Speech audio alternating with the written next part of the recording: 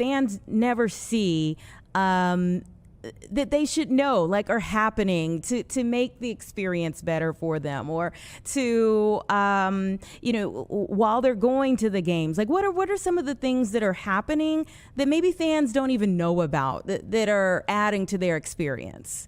Oh, that's a great question. So we actually a few years ago put up a page on our website. It's called Hidden Gems, and it actually gives a quick list of all the things around the ballpark that people don't normally think of, right? So you can actually come to the ballpark and see the original pinwheels that are so iconic with the White Sox in our ballpark, and they're in here within the ballpark walls. So it's a really cool thing to see. And I always recommend to people now, as a mom of two little kids, don't miss the Kids Run the Bases on Family Sundays, because that's a really fun one. My kids love it. We make so many cool core memories here at the ballpark, and that's really what White Sox baseball is all about. You know, I came to games as a young girl with my dad, and he came with his dad, so it's very much about generation after generation of people just becoming White Sox fans. And like you said, it's the memories and the nostalgia of having, a hot dog. And now for the kids, my kids are all loving the milkshakes every time they come here, which is sending them on the sugar high, but that's why I have them run around the bases after the game, right? It's a perfect blend of all the experiences, and I'm hoping that, in the future, when I'm with them and they can take their kids, it'll be memories to keep going on for a lifetime. For sure. And yeah, when the kids get the opportunity to run around the bases, I know all the parents are like, yep, keep going. Exactly. Just follow Southpaw right around first base all the way back home. And now, is Southpaw going to be making some appearances that to get, fans geared up for the season?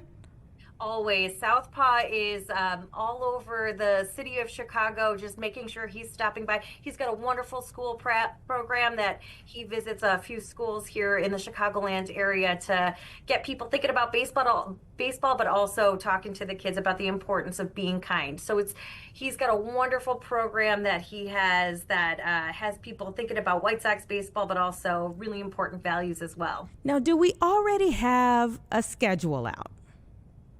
For the season? Mm-hmm. Yeah. So the season, the full season is on our website at whitesox.com. I mentioned earlier that the 2026 season actually starts March 26th, which is very early. It's hard to think that like March is going to be the start of the baseball season, but we actually open here at home against Toronto, the Toronto Blue Jays, here on Thursday, April 2nd. So that's the start of the season for us here on the south side at Wright Field, but goes all the way through to the end of the season. So fans can go to whitesox.com and check out the schedule and see what dates they want to come. I always find it so interesting around here for the opening of the season. You never know how to dress. You never know how to dress because you really don't know whether it's going to be cold or whether it's going to get warm, whether it might start warm and then get cold. We're kind of all over the place. Chicago sports fans are just built for this kind of weather, right? It's almost like a badge of honor. If you saw all the Bears fans that were packing into Soldier Field last night, I was like, yes, these are my people, right? There's always an opening day. I think I've been here for over a decade now. And I've seen opening days where, there's snow coming down, and that's always a fun, exciting one in April when you see some snowflakes on the ground, but it gets warm really quickly. But, you never know in Chicago spring. It could be warm. We could get a really nice sunny day. It could be, a balmy 65 degrees, and we could be in shorts and tank tops, Yeah, exactly. Now, what are the dates that we should circle for crosstown matchups? So actually, we're going to be here. The Crosstown Series comes here in May. It'll be May 15th through the 17th. So that's definitely one you don't want to miss. Mm-hmm. It's always a fun matchup here for that series when the North Side meets the South Side. And And it's always one that's on the calendar for a lot of baseball fans here in Chicago. It has to be. I mean, the energy for that series is like unmatched. It's just, It's incredible. yeah. Again, like they don't make, Chicago sports fans like any other market, right? Like, and these are my people. So There's nothing like it. We love Chicago sports, and I'm so excited for the White Sox new season. Thank you for getting us up to date on the things that we can expect, and best of luck on the trip to Arizona. Bring a little warmth back with you all. I'm going to send the sunshine your way. We need Thanks more than for the having sunshine. The me. sun is out today. We've got to have some warmth with it. We can be deceiving around here. Sounds good. Thanks for having me. Go White Sox. Go White Sox. Thanks so much, Sheena. Appreciate it. Take care.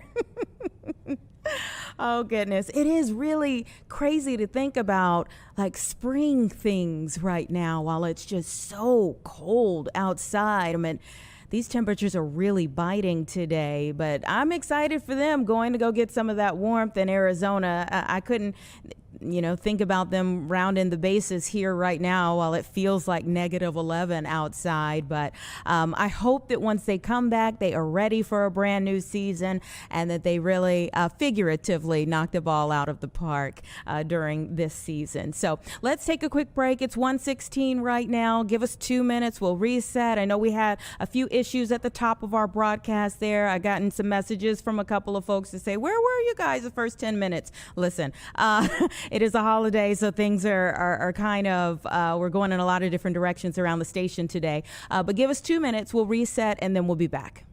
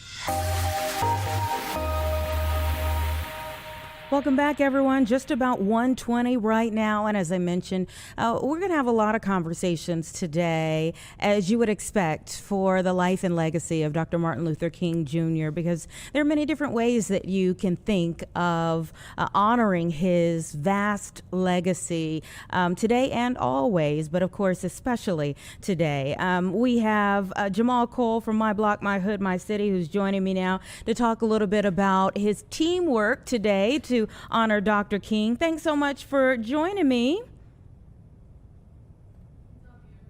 I think you're on mute right now. Thanks so much, Anita, for having me. How are you doing today? I'm doing well. Always great to see you. I see that you're working with the Young Men's Educational Network to specifically highlight North Lawndale. Tell me about that. Yeah, so as we know, Dr. King just didn't talk about justice. He moved to the neighborhood.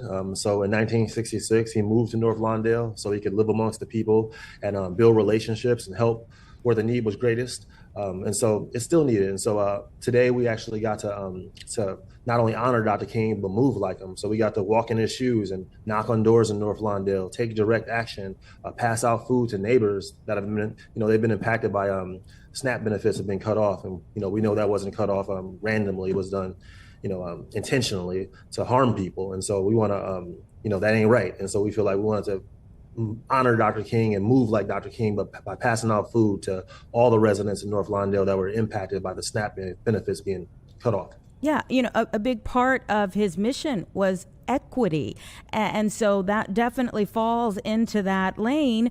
If we think back to the Chicago Freedom Movement, how does it make you feel to know what type of things were happening in that neighborhood at that time under Dr. King's leadership in terms of trying to change things?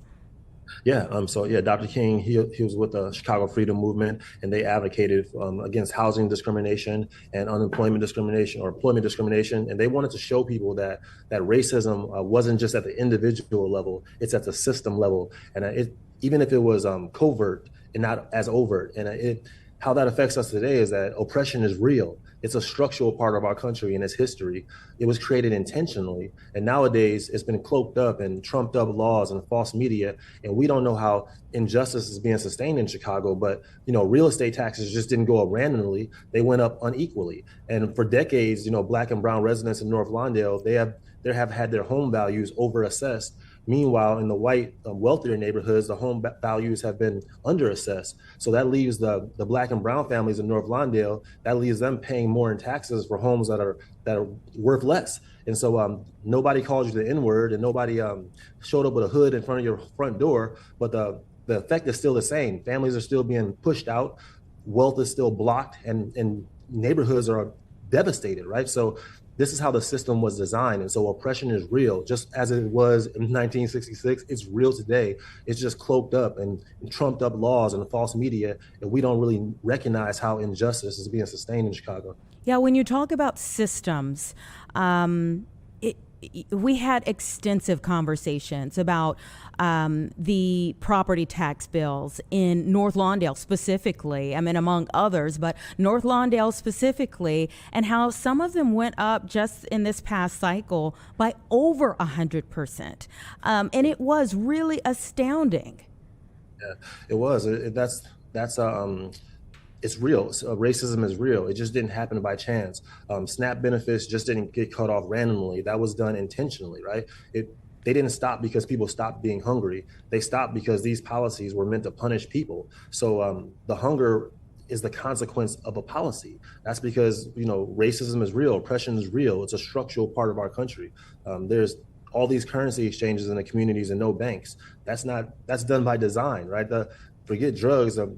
These currency exchanges are the fentanyl of finance in these communities, and it's affecting so many people. So it's real, y'all. It's a structural part of our country and its history. You got to do your Googles, do your research, and study how it's impacting not only North Lawndale, but a lot of under-resourced Chicago community areas. Yeah, it's definitely far beyond North Lawndale that has been affected for years. And yeah, initially by design, and yet the structure is still there, even yet today. How does that make you feel that in some ways we're honoring Dr. King today for his life and for his work decades ago, and yet a lot of what you're fighting for is still present today. Absolutely. It makes me feel empowered. It makes me want to take action. It makes me, this is my life's purpose, is to help people no matter what. And so, yeah, man, I look at it and I say that it's, I grew up eating out of homeless shelters. So I know what it's like to be embarrassed to see your class teammates volunteering, and your dad tells you, hold your head up high, don't be embarrassed to get the food. But that's why it's so important for folks like me to actually be volunteering right now and leading social impact organizations, because we have that lived experience, right? Dr. King lived in neighborhoods. I was living in North Lawndale. I've been living in Auburn Gresham. I've been living in Rogers Park, because I want to have I want to walk in the shoes of the people. I want to build real relationships and help people. And so that's how it makes me feel. It makes me not only want to honor Dr. King because of King Day, but it makes me want to move like him and take action. And that's how it makes me feel. Yeah. Motivated. We have talked quite a bit about your organization, My Block, My Hood, My City, and the fantastic work that you do on a regular basis with young people and for that matter, even seniors, helping out so many different people throughout our area. Tell us about the Young Men's Educational Network. Yeah, Anita, what a great organization, ran by their executive director, Mike Trout. They're right on 12th and Pulaski, right in the heart of the community. And they were the first organization that I was able to volunteer with some 12 years ago. I showed up with 15 hoodies that said My Block, My Hood, My City in a van. And I said, I want to take your teenagers to Greektown to go to the National Hellenic Museum, to the Athena Greek restaurant. And executive director Mike Trout, 12 years ago, really believed in me. He saw something in me, and he gave me an opportunity to volunteer and help out. They are doing the most. They partnered with Peoria Meats, who just moved to North Lawndale, and they went and bought $10,000 worth of gift cards, and they're passing them out to the residents of North Lawndale today. This is the Young Men's Educational Network in North Lawndale. They didn't go to Peoria Meats and ask for a handout. They bought $10,000 worth of gift cards, and they partnered with them so they can get acclimated in the community. So not only are we partnering with Factor and partnering with other folks to Top Box Foods, we're partnering with Wyman. We're serving over 800 families in North Lawndale today with free vegetables, Factor meals, and produce and all that good stuff, thanks to Young Men's Educational Network and their team. Mike Trout is the truth. Yeah, and that teamwork also, reflecting back on Dr. King's legacy as well. Yeah, absolutely. Like, you don't want to come in somebody's, neighborhood and just cut the grass in their backyard without knocking on the door. So if you want to partner with any or work in any neighborhoods, don't parachute down. Do an asset map and figure out who are the grass top leaders, who are the faith-based leaders, who are the nonprofit organizations. Go to their meetings and see what they're working on. And that's how you can build fruitful partnerships. And that's what we have with Young Men's Educational Network. They are rooted in the North Lawndale community. They have their ear to the streets. They know what the people need. And in My Block, My Hood, My City, we're like the Red Cross of the hood. We bring volunteers to help out. And so it's an authentic partnership, and we're just getting started. I love what you all are doing. Is there anything else that's coming up? I mean, obviously our focus is on Dr. King Day for, clear reasons, but do you have anything else that's ongoing or that people should know of that's coming up? Absolutely. We're going to be having our hoodie ball in April. If you go to our website, formyblog.org, you can find out more information about our annual fundraiser, which is our hoodie ball. You just wear your favorite hoodie. It's not a black tie event. Wear your favorite hoodie, your favorite team. Go Bears, right?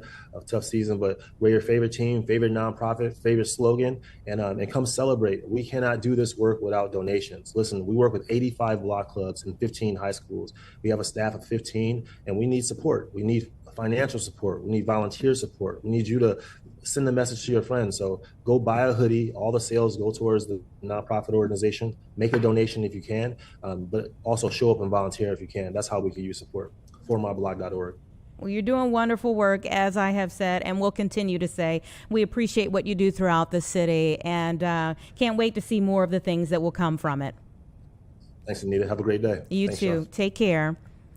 All right. It's so amazing what they're able to do with a small staff, but what they're able to do. And especially once you team up with others, right? And you're able to kind of multiply what you're already doing. And they do so much already. But now pulling the resources of My Block, My Hood, My City and putting them with the Young Men's Educational Network, they're able, as he was saying, to help over 800 households in this area today. That's absolutely amazing, and it's something that we love to see and something that we all benefit from in the end. It's just about 1:30 right now, everybody. Give us 2 minutes and we'll be right back.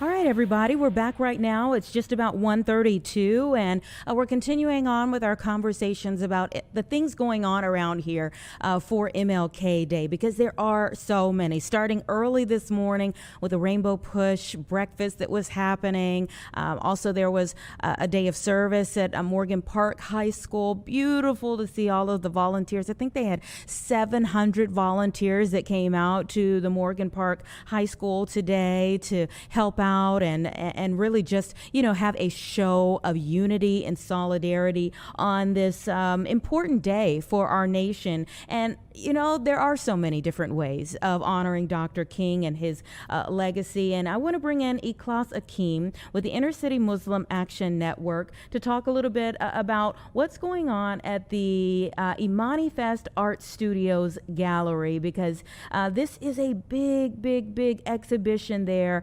So thank you so much for your time. Absolutely. Thank you so much for having us. We are right at the beginning of a really beautiful event, a really beautiful year. Hopefully this Reverend Dr. Martin Luther King Jr. Day. This marks day one, featuring our opening reception of an entire year's worth of programming, reflection, and community engagement dedicated to the 60th anniversary of the Chicago Freedom Movement. So the fierce urgency of now really takes into account how we are reimagining this struggle for our present day time, and why it's still relevant to us 60 years later. Yeah, we were just speaking with a nonprofit leader about their work in North Lawndale today, which, of course, during the Chicago Freedom Movement was a central neighborhood at that point in time where Dr. King lived and worked. Tell me about what you want people to get from this exhibition. I mean, a 60-year anniversary, and there's so much that you have to work with. Yeah.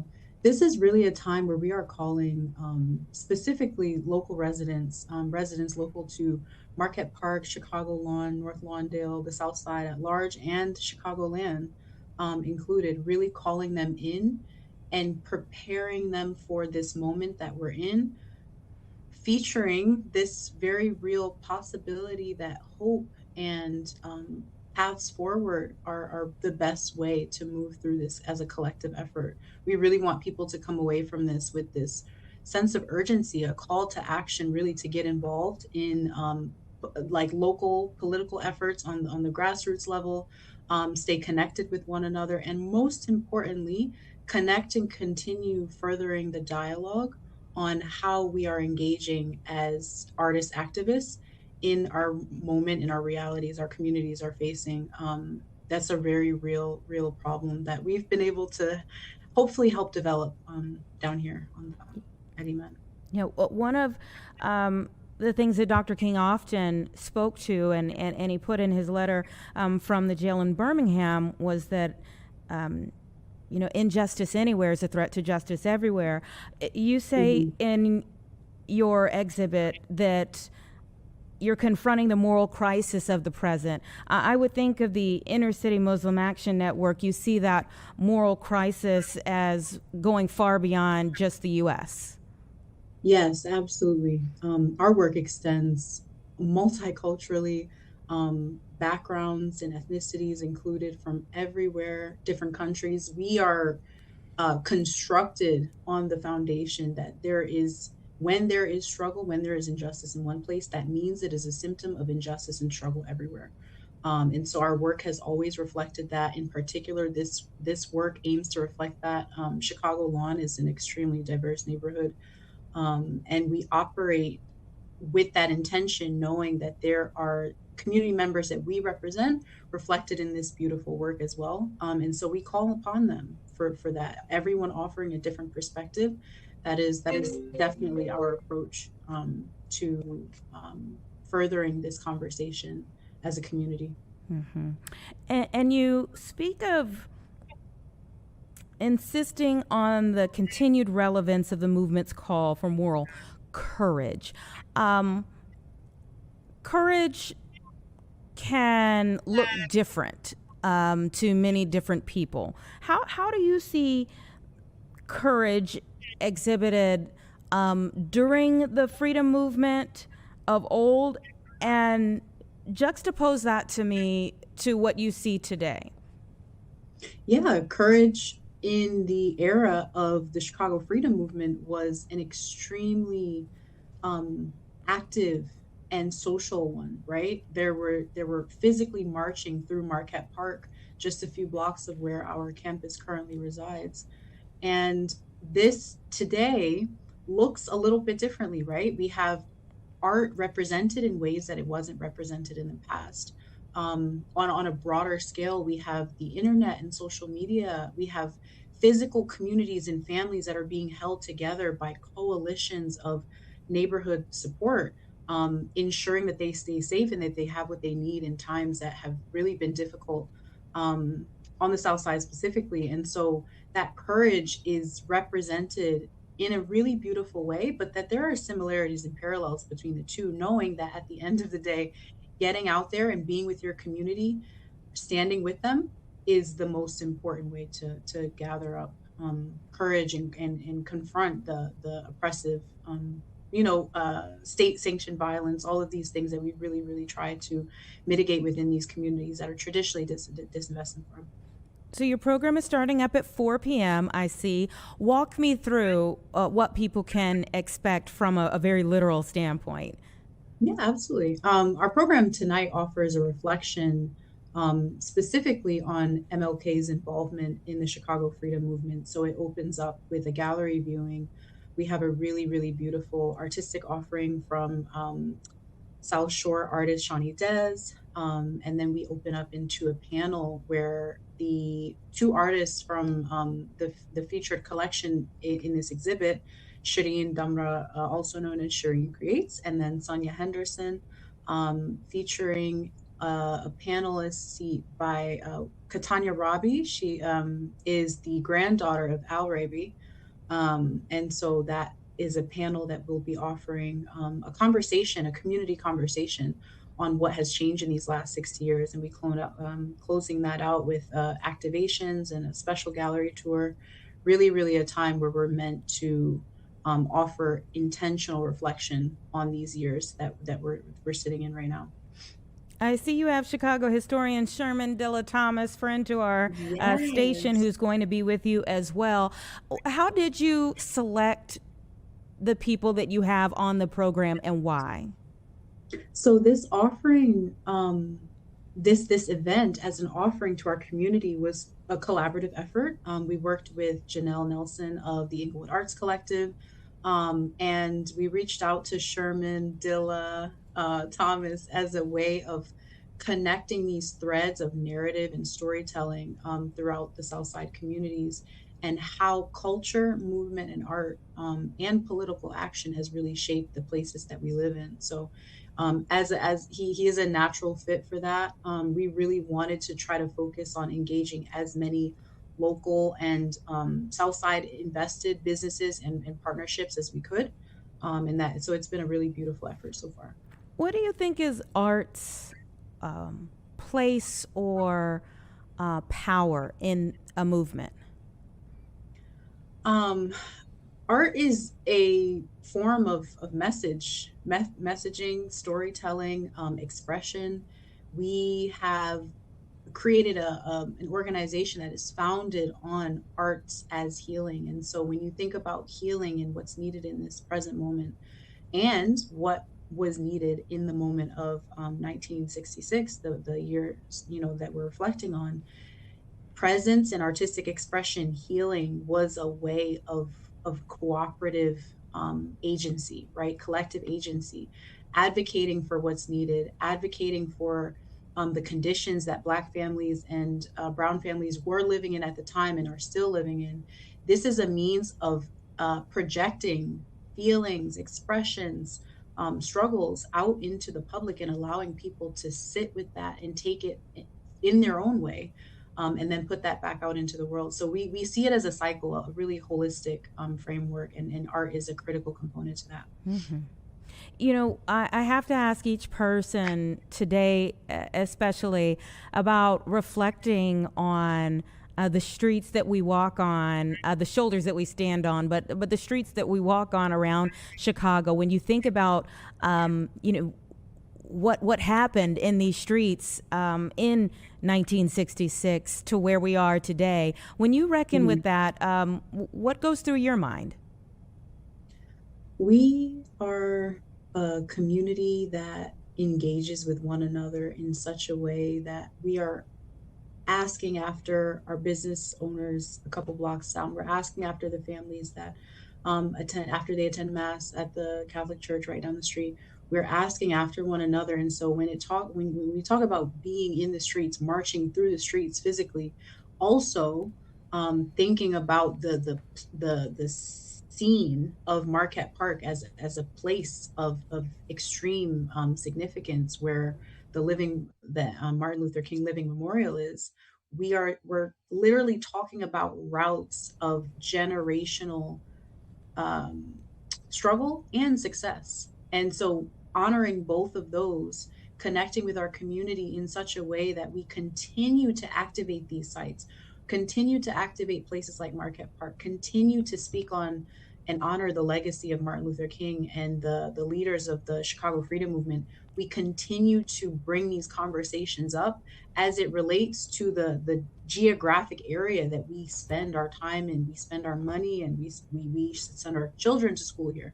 It's a developing system. And so this is one of the ways, when thinking about activating these streets, and also knowing that within them resides so much pain and story, we continue to reimagine and reinterpret as a way of healing from that.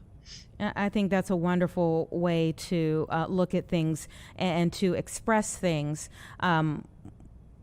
again, from past to present. So is there a price for your offerings tonight? No, this is a free event. We are always opening our doors, especially as it relates to artistic expression and narrative storytelling, always opening our doors to our community, cost free.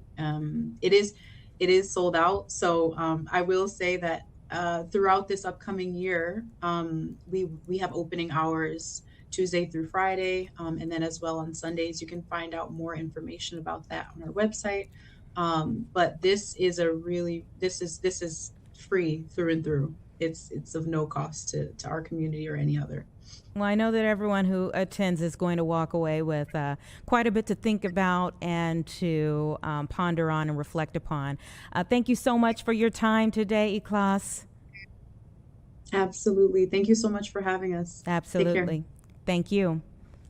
It's about 1:45, everyone. And, you know, we've talked a lot about how cold it is outside today. I mean, just bone chilling, really. But when we come back, we're going to talk with Brookfield Zoo Chicago about how the animals are handling things. I mean, some you would think probably are fully enjoying our turn of events outside, but we'll talk to them about what they're doing to keep some of the other ones that maybe are used to a little tropical weather comfortable as well. We'll be back in 2 minutes.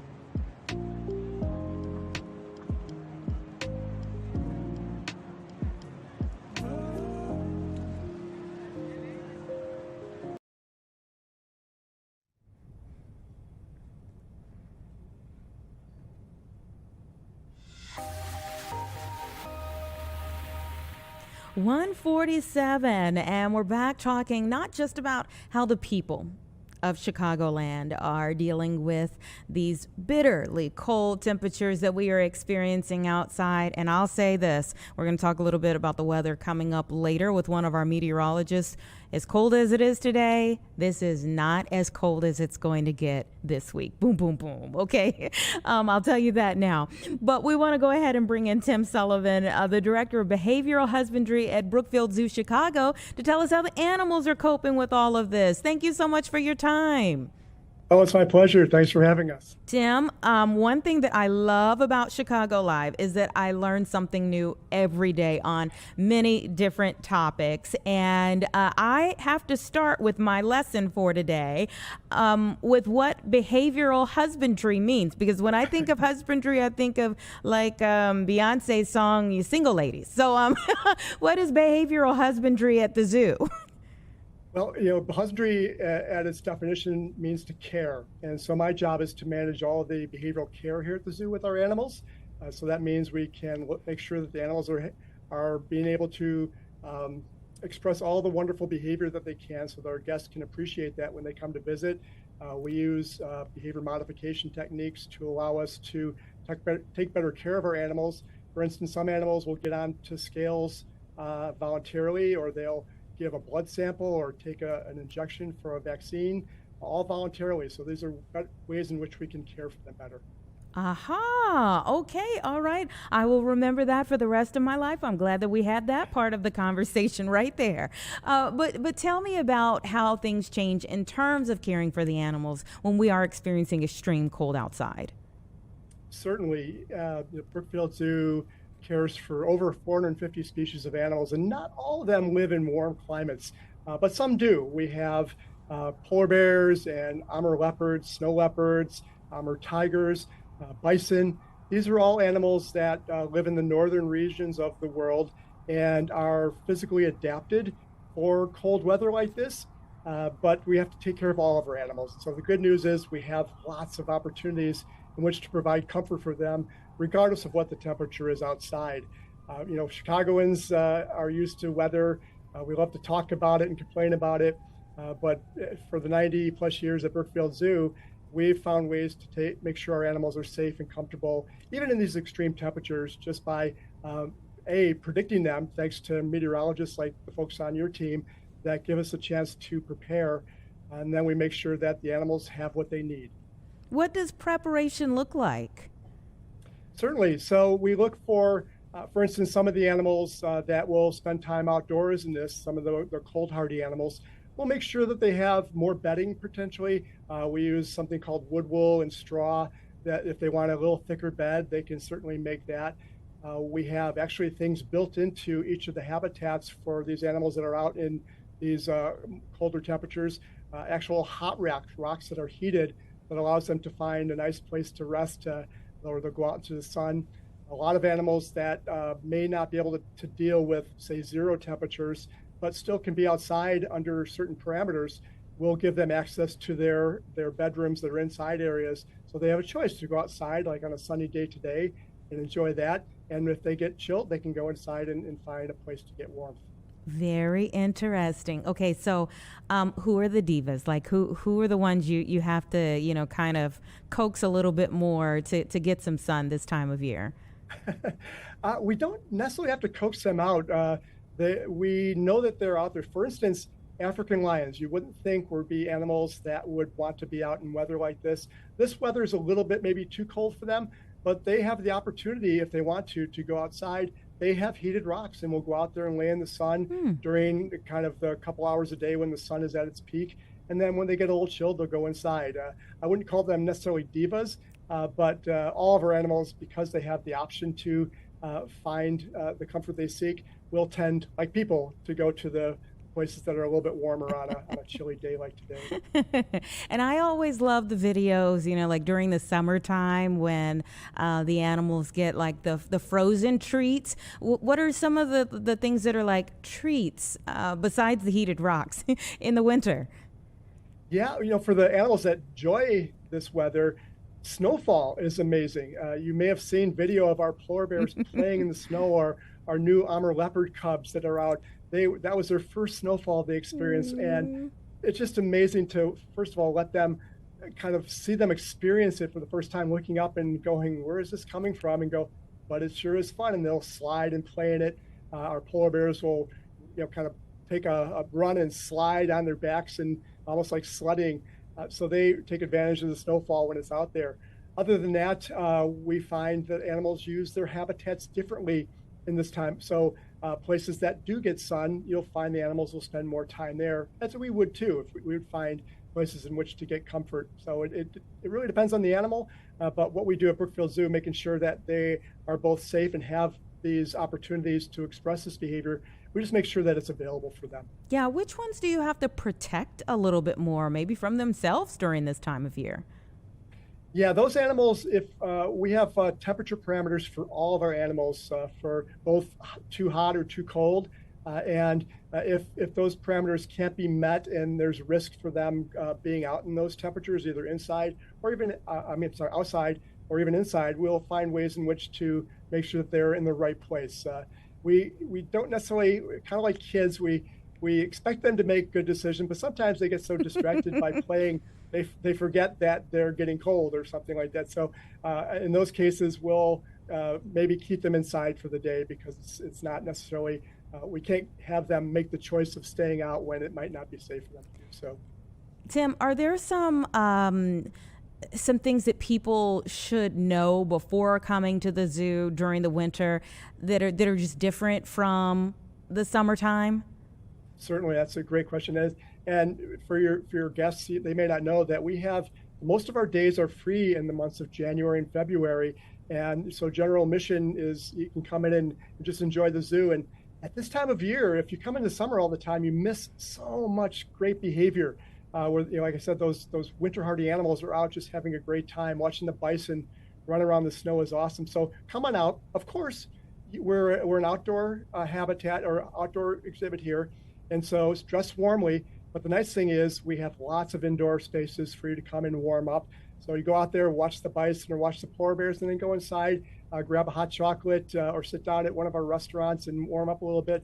So you have the option of staying warm, but do dress warm for those times you're going from one warm spot to another. And do come out and enjoy the animals that aren't necessarily like the polar bears will in the heat. They'll be less active, but in the wintertime, you're going to see all sorts of incredible behavior that you would miss in the summertime. Yeah, I think it's important to point those things out. I remember going to the zoo, one of our local zoos one time, and then all the animals were like asleep at that time. And I was like, well, maybe I should have talked to somebody before I came out. There's only a few of the animals at that particular time of the evening that were like awake. And I'm like, oh, I maybe should have done some due diligence before coming out. Yeah, if you want to see animals all the time, go to the Field Museum. They are always out. But if you want to learn about animals' biology, their behaviors, how they interact with their environment, those animals that are unfortunately maybe having a trouble in their wild environments because of man's impact on nature, come to Brookfield Zoo to learn about them. We want our guests to both understand our animals, but to start to care and empathize for them, because we hope by having that experience, they'll go out there and make some small changes in their life, which will be better for the planet and, of course, better for all the animals that share it with us. Are there some that are new that that we are still learning about? You know, I'll venture to say that we're always learning about animals. Yeah. That's the thing with this type of job, and I think every job, is that we can't get comfortable thinking we know everything about the animals. Every day we're learning more about each of our creatures. Our animal care staff observe them. They're in different environments. We have different ways in which to say, well, this animal could be doing this a little bit more often. So we change the environment so that the animal has the opportunity to express those particular behaviors. So we're always learning, and that helps us to better understand the animals, and of course be able to tell that and share that experience with our guests so that they can admire these animals for their differences, but also maybe see some similarities, like when you go see the primates or our gorillas, and they're doing things that you might have seen some of your own family members doing for free time and recreation. Sure. Who is the newest, though, around?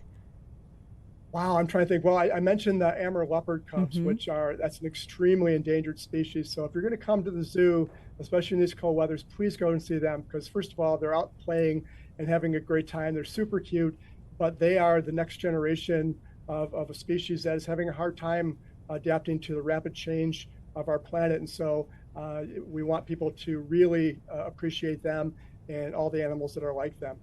Wow. Well, thank you for what you do on a regular basis. And it's not only cute, you know, the animals aren't only cute, but they really do hold so many, as we kind of started, maybe circling back, so many lessons that we can all glean from as well. Thank you very much for letting us to share those opportunities. Absolutely. Take care. Bye-bye. Stay warm.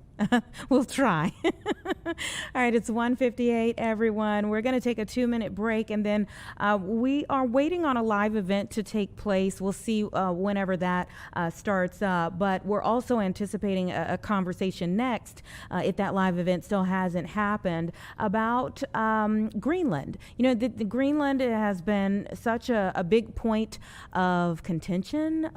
It's been a big part of conversation in terms of geopolitical issues over the last few weeks now. As we saw just last week, the leaders of both Greenland and Denmark came to the White House as President Trump was saying that, you know, he believes that Greenland is needed for national security for the U.S. But the people of Greenland say, no, they do not want to be a part of the U.S. In fact, Denmark actually had many of their troops to come over into Greenland so that they could possibly show that they are capable of protecting Greenland itself. But it doesn't seem like that's enough for President Trump. So we're going to have a greater conversation about that. Give us about 2 minutes and we're going to come back. I'll set you up for the 2 o'clock hour and we'll see where we go at the top of it.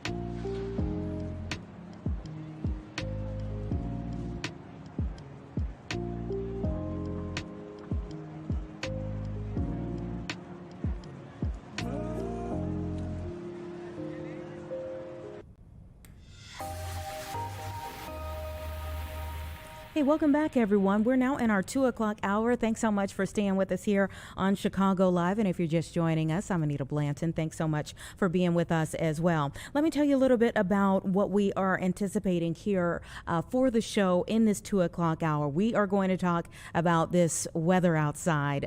We've kind of been all over the place over the last few weeks. We are settled down in the cold, deep freeze this week. And as cold as it is right now, you still see some folks out at the bean getting in their pictures, and that's fine and dandy, but I hope that they are bundled up, each and every one of them, because right now the temperature is 9 degrees and it's actually feeling like below 10. -10 right now. So you can see here we were anticipating getting around 18 degrees. By the end of the day, we have not made it there yet here in downtown Chicago, at least. So cold that we're feeling out there. And we'll talk with one of our meteorologists about where we go from here. That should be at the bottom of the hour. We're also going to continue our conversations about those who are honoring and living out the legacy of Dr. Martin Luther King Jr. today throughout our city and throughout the country, of course, but we're marking some of the things that are happening in our area. So we'll talk about one of the MLK Day of Service opportunities that is available for people here. Around 2:30, we're hoping that we'll be able to call on our sports anchor, Cassie Carlson, who is at Hallis Hall today. Let's just take a moment. Most of us were watching the game last night, right? We were hoping that the Bears would continue on with this magical ride that they have been on. And unfortunately, they came up just a bit short. I mean, it was looking like we had it. I mean, a miracle play that put us into overtime. And we're thinking, oh boy, all we need is a field goal. And we've got this thing. We're headed to Seattle to face off against the Seahawks. And it didn't turn out that way. And so today's a bit rough for everyone. One, because everyone's a little emotionally tired from all of the ups and downs of the game last night. But in the end, there's really nothing to be sad about for long, right? Because it's been a wonderful season. We're going to hopefully catch up with Cassie there as the team processes what a wonderful season it has been, although I'm sure they are not feeling as enthusiastic about that or their possibilities moving forward just yet. Probably still stings a bit today, but we'll hear from Cassie as she's getting the firsthand accounts from some of the players and coaches there. I believe Ben Johnson was supposed to speak today as well as Caleb. So that should be around 2:30. We are anticipating that there will be a protest march that our cameras will get to sometime within this hour. And if that is so, we will go there live. We'll talk a little bit more about that coming up. But, speaking of things that are causing protests, there are geopolitical events that are happening that have caused a lot of anxiety, a lot of questions as to, quite frankly, like the world order. So right now we have a live picture from EU lawmakers who are discussing Arctic security.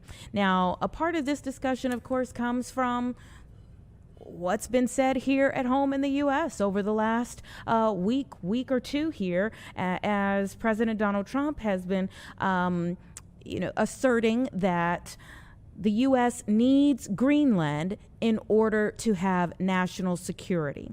He says that before China or Russia gets to Greenland, that the U.S. needs to have more access to Greenland. In fact, for it to be a part of the U.S. And people have spilled out into the streets there in Greenland to say no, they do not want to be a part of the U.S. I have now Charles Kupchan, who is with the Council on Foreign Relations. He's a senior fellow who is preparing for a virtual meeting entitled Greenland in the Geopolitical Spotlight. Thank you so much for your time.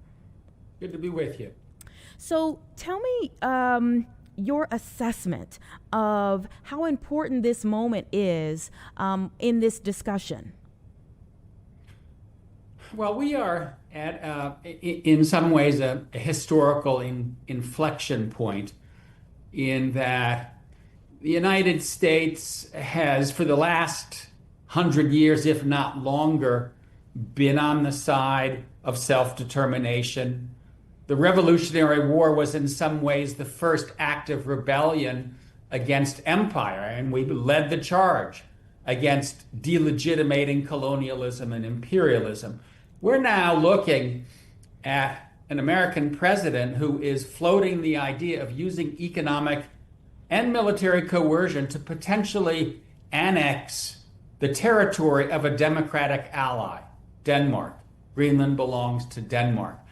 I can hope only that this is posturing, that President Trump hopes that he can somehow maneuver a consensual annexation of Greenland, but I don't think we're going to get there. The Danes say no. The people of Greenland say no.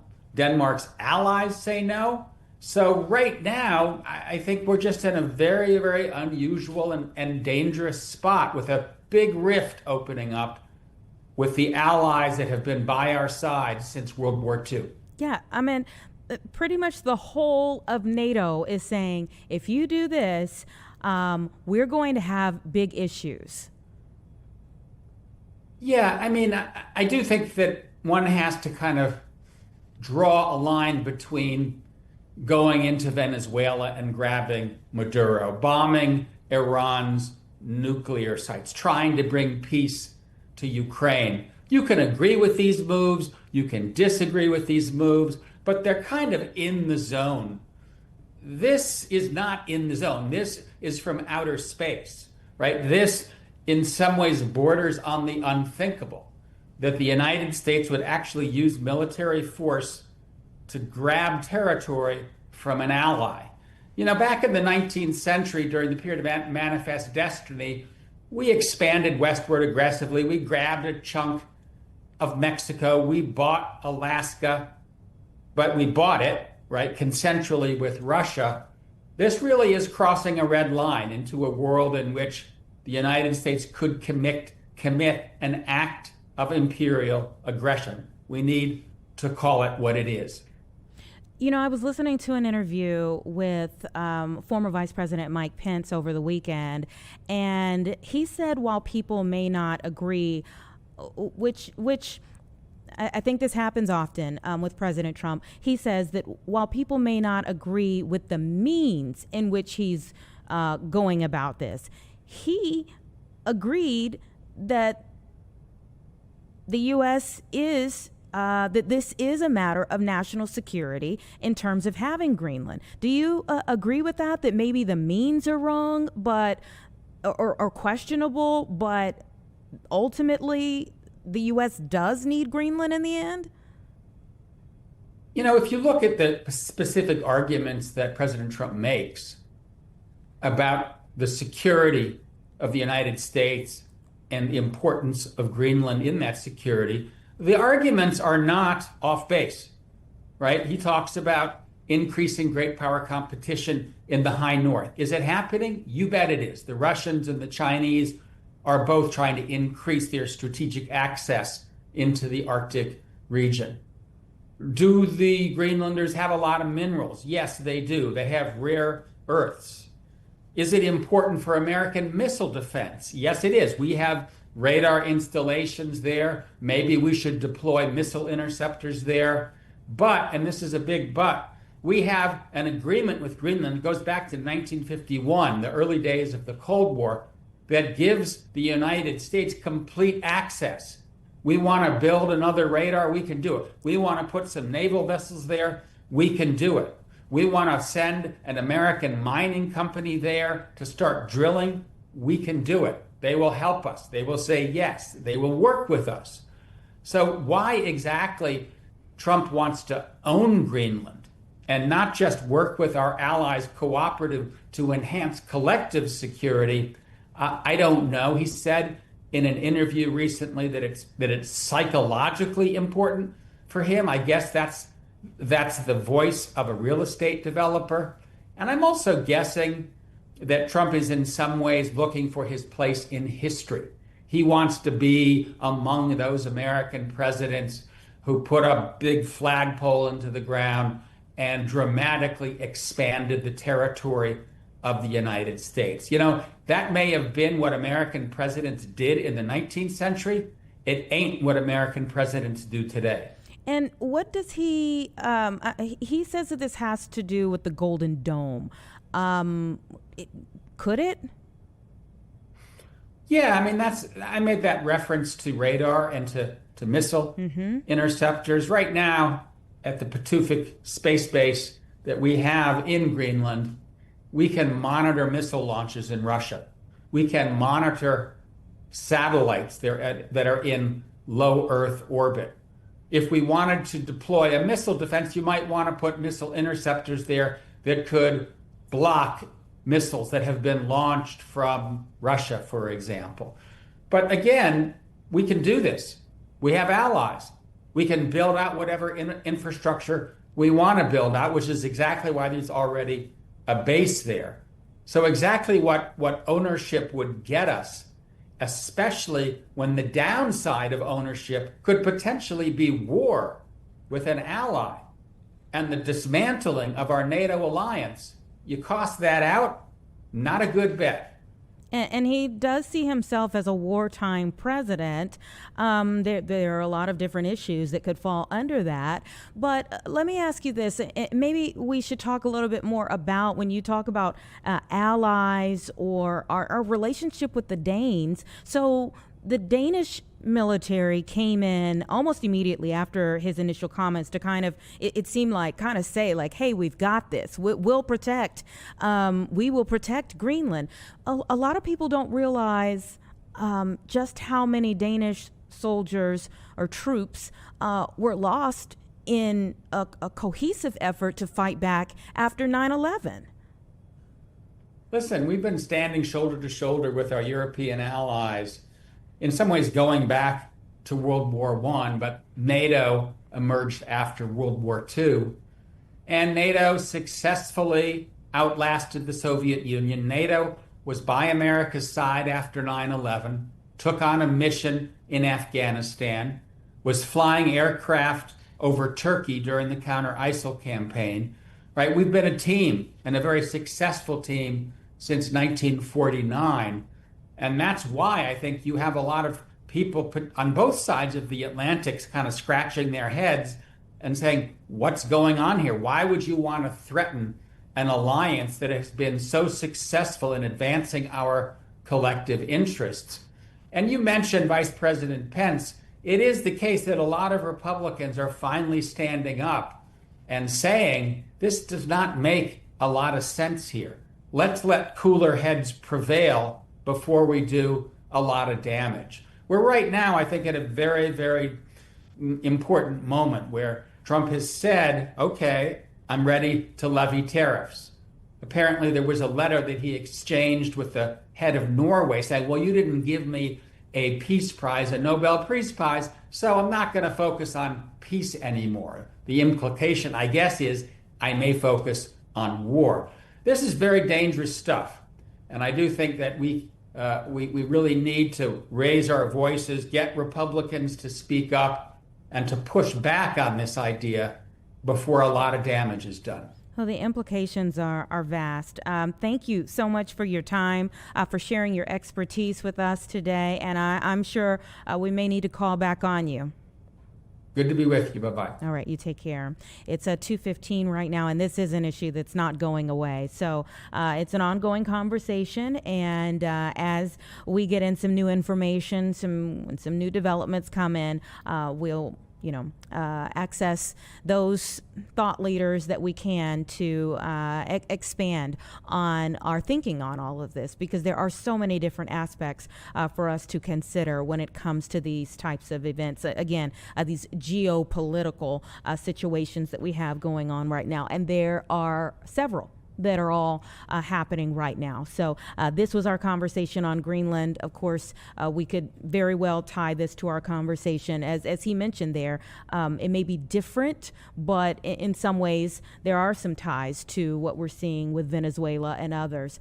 So we will continue to have that conversation. All right, it's 2:16 right now. We're going to take a quick break. Again, we're waiting on a live picture to pop up from a protest that's expected to be happening in our area within this time frame of our broadcast, and as soon as that begins, we will take you there. But we're going to continue on with our conversations coming up shortly. So give us 2 minutes, we'll reset, and we'll be right back.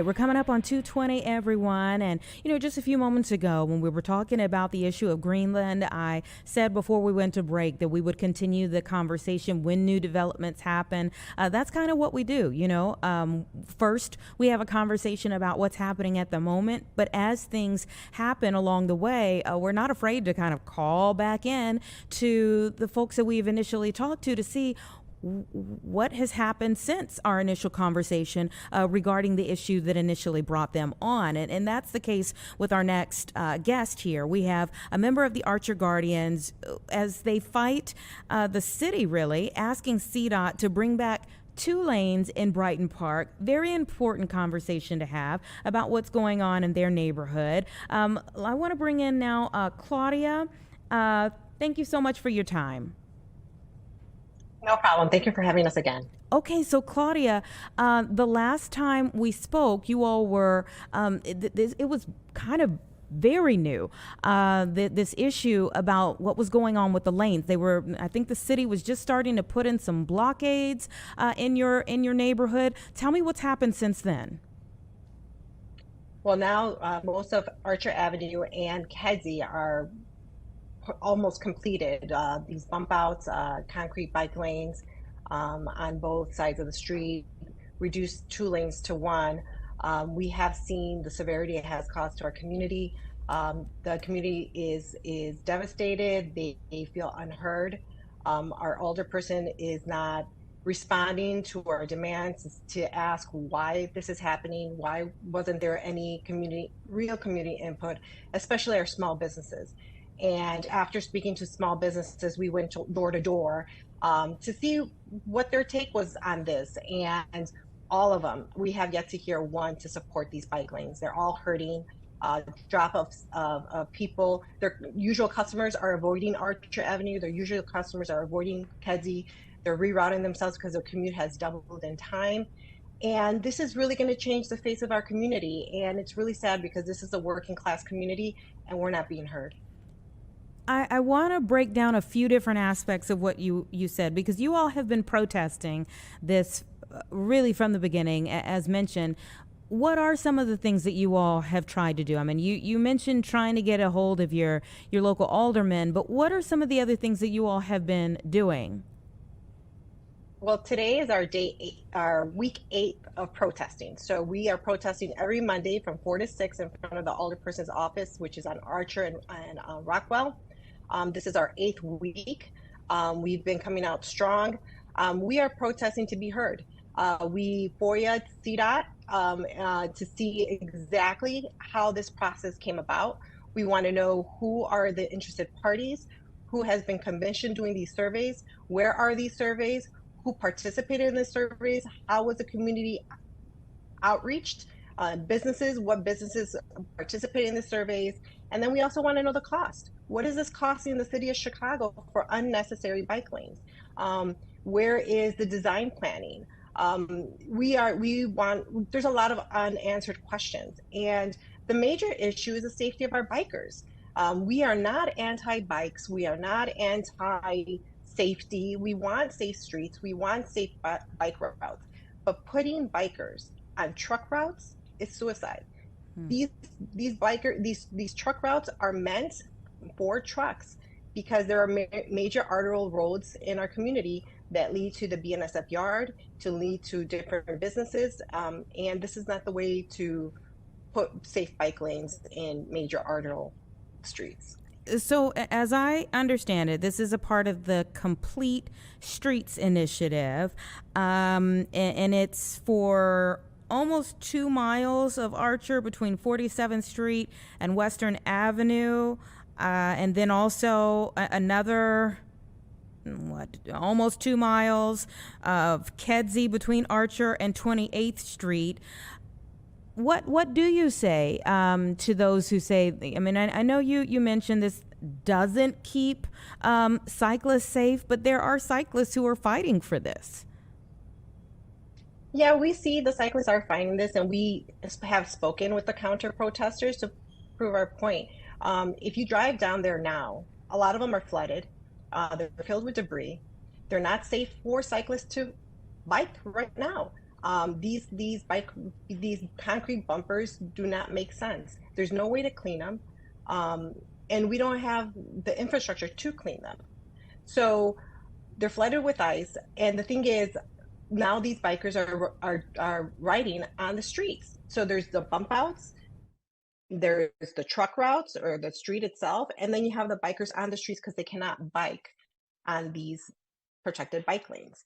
So there has to be a better way of doing this, and this is not the way. There's no way, especially the city we live in, city of Chicago. We have all climates here: rain, snow, sunshine. You have everything, but it's not meant for bikers to be biking in these lanes where they're filled with garbage and ice and glass and just a bunch of debris, and the city's not cleaning up. Now, you mentioned in our last conversation there are a couple of other areas that tried this and quickly abandoned it. Yeah, so we saw, I think it's the third ward. They are removing some because I guess it was obstruction to making left turns. On Archer Avenue, they actually blocked a street entrance. So 38th Street is closed. So people who live on 38th Street would have to drive around the block. So it's obstructing people's commuters from getting home on time. This just doesn't make any sense to the community that implemented these bike lanes. If you study Brighton Park, you know it is a community of families, working class community. It makes no sense to put these bike lanes here.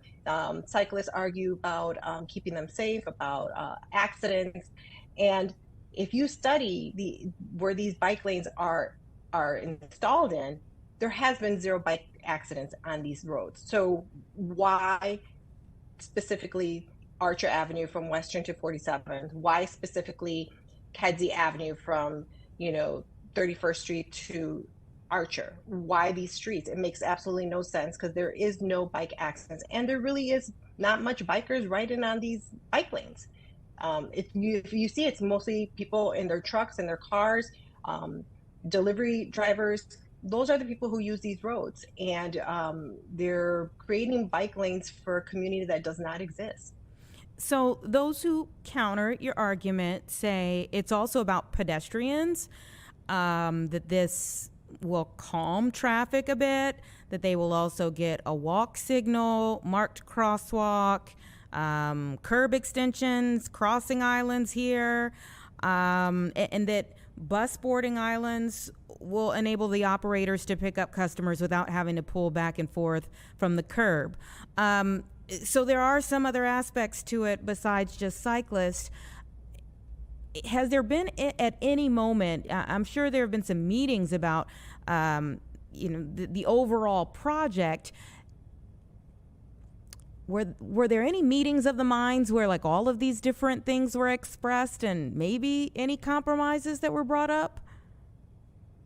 There's been 0 meetings. There's been 0. I think the CDOT did have one virtual Zoom meeting with the alderperson. We were all muted. We could not see comments. Basically, they were just pushing the agenda of these bike lanes. So it was just a one-sided conversation. And they were only reading comments that aligned with the project. We understand pedestrian safety. I'm a mother of 3 girls. I walk the streets of Archer. I walk the streets. I live here. This is my community. I want to be safe in my community. But also, you have to understand is the work-life balance that you're intruding onto these people, and you're not listening to the community. And I think there's other ways that we can work with infrastructure with the city of Chicago to make our streets safer. If you want people to use more public transportation, we need safer public transportation. People need to feel safe on their streets, and it's not just by crossing the street. It has to do with policing. It has to do safer bus routes, safer train routes. It doesn't start this way. This was very extreme and very intrusive, and it wasn't the way to do it. And it's really affecting the life of the residents of Brighton Park, and it's specifically crippling our small businesses. I definitely feel for the small businesses that have been through so much already. I would wonder, Sometimes with certain construction projects, they are a full pain and a full hassle when they are in process, but they end up helping us in the end. Could you see that possibility at all? I do not. I actually read an article, something like this similar happened in New York City, where businesses were not part of the conversation, and they did a major bike lane in front of these businesses, and it impeded customers from coming in, from parking, delivery trucks. It was just not an inclusive conversation. And I don't understand, why can't we have an inclusive conversation? Why can't we revisit it? Okay, this is done for now, but why can't we revisit and really listen to the community? We have over 2,500 people already signed petitions saying they do not want this. And these are residents from Brighton Park. Our counter protesters are coming from all over the city. They're not residents from Brighton Park, maybe 2 or 3. And that does not reflect our community. Our elected officials, they're voted in to listen to the people who they agree with and the people they disagree with. And that's not happening here either. So this is just a failed from our leadership serving our community. She ran on transparency and having an all-inclusiveness, and we feel shut out. And the people who are protesting against this reduction of 2 lanes to 1, if you see them, they're the people who look and live in this community. It's people of all ages, our Latino, our Asian, and our white community who live in this area. And it's just sad that we're not being heard. Let me ask you this, maybe on a final note. Where do you go from here? Like, if you feel like your older person is not, responding to you all, what is the next course of action? What happens next? Well, we're waiting for the data from FOIA, from the city of Chicago, from FOIA that where we have requested. So we want to see the data that reflects that. So that's where we're at right now. We are continuing to protest every Monday. We are not going to let up. And that's where we're at right now. Today, because it is cold, we are going to have a caravan protest. We're going to be driving around Archer and Kedzie Avenue and continue to show up for our neighbors and let them know we're not going to stop until these bike lanes are removed. And that's where we're at.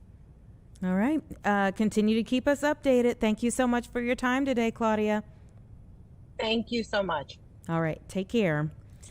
It's about 2:32, everyone. It is really interesting to see the many sides of that debate as people, it's not just one area, of course, that has to kind of deal with construction and what it could mean in the future for an area, and those who see it as being helpful versus those who absolutely feel like it is a hit to the neighborhood and something that is not needed in that area. And for sure, Archer Guardians, who Claudio is a part of, sees it that way, as these bumps that have been put in that area, again, to, as the city says, to protect cyclists and others, pedestrians and others in that area, that they're actually impeding businesses because people don't necessarily have somewhere to park or just don't want to deal with the headache and choose other places to go. We've reported on so many businesses that are already leaving our area. You don't want to see someone end up having to close their business because of something like this. But also, there's just, various sides of that debate. So we'll see where that goes from there. But right now, no debate. The city is hurting after last night's football game that we watched, hoping, praying, crossing our fingers, our toes, everything we could, that the Bears would come out on top. And we didn't get there, but we saw a lot of bright lights this season and amazing theatrics on the football field. Cassie Carlson is live at Hallis Hall. And how are you feeling today?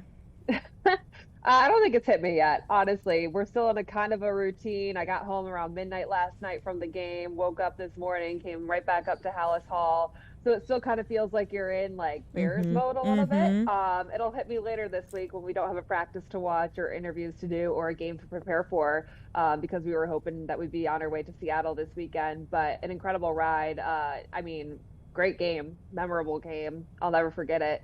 And I think it'll just take a little bit to digest exactly what happened, but also very appreciative of this season, as is everyone. And I think the city of Chicago would agree. Yeah. What is the mood like at Hallis Hall? Because, typically if you lose a game, Monday is like, all right, turn the page because you got to get ready for the next one.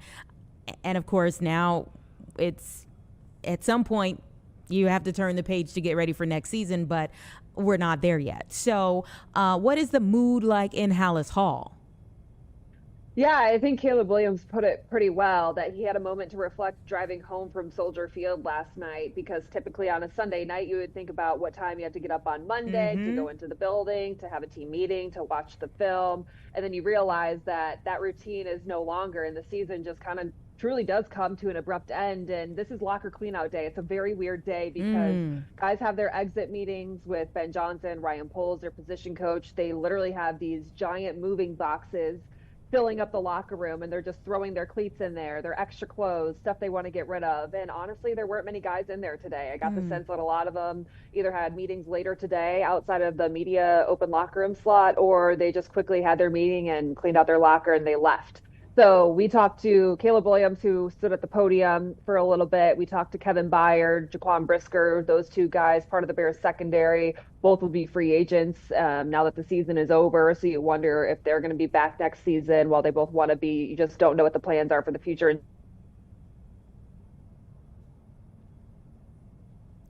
Oh, it looks like her shot froze there. But just on that note, hopefully we can get her back very quickly here.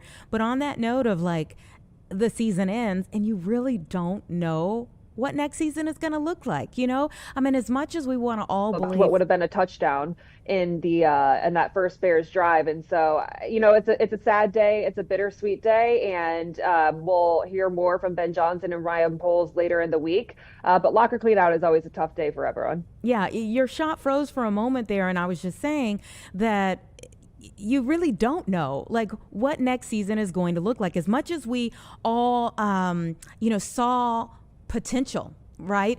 And growth throughout the season, the team might not look exactly the same next year. I mean, not even the personnel. So even if we hope that you take this momentum from this season that we gained, we don't know what next season holds yet. And I think that's really where the sadness comes from, because that message was really echoed from every player we talked to after the game last night. And Cole Kmet said it would be wishful thinking to say that this team is just going to go back to the divisional next year. Those things just don't happen overnight, and they don't happen season to season. Kevin Byard said today, in 2019, he was with the Titans. They made it to the AFC Championship. He hadn't won a playoff game since then till this year. That is how rare and how hard it is to get to this point. And so I think that there is a realistic feeling in the locker room that it's going to be really tough to get back to where they were. And that's why this team felt like they were special. Yeah. Cole Kmet said they truly felt like they could go and they could make it to the Super Bowl this season in Ben Johnson's first year. And while I think from the outside, the expectations were, all right, maybe they're a year too early being in Ben Johnson's first season, being Caleb Williams' second season, first in a new system, all these things.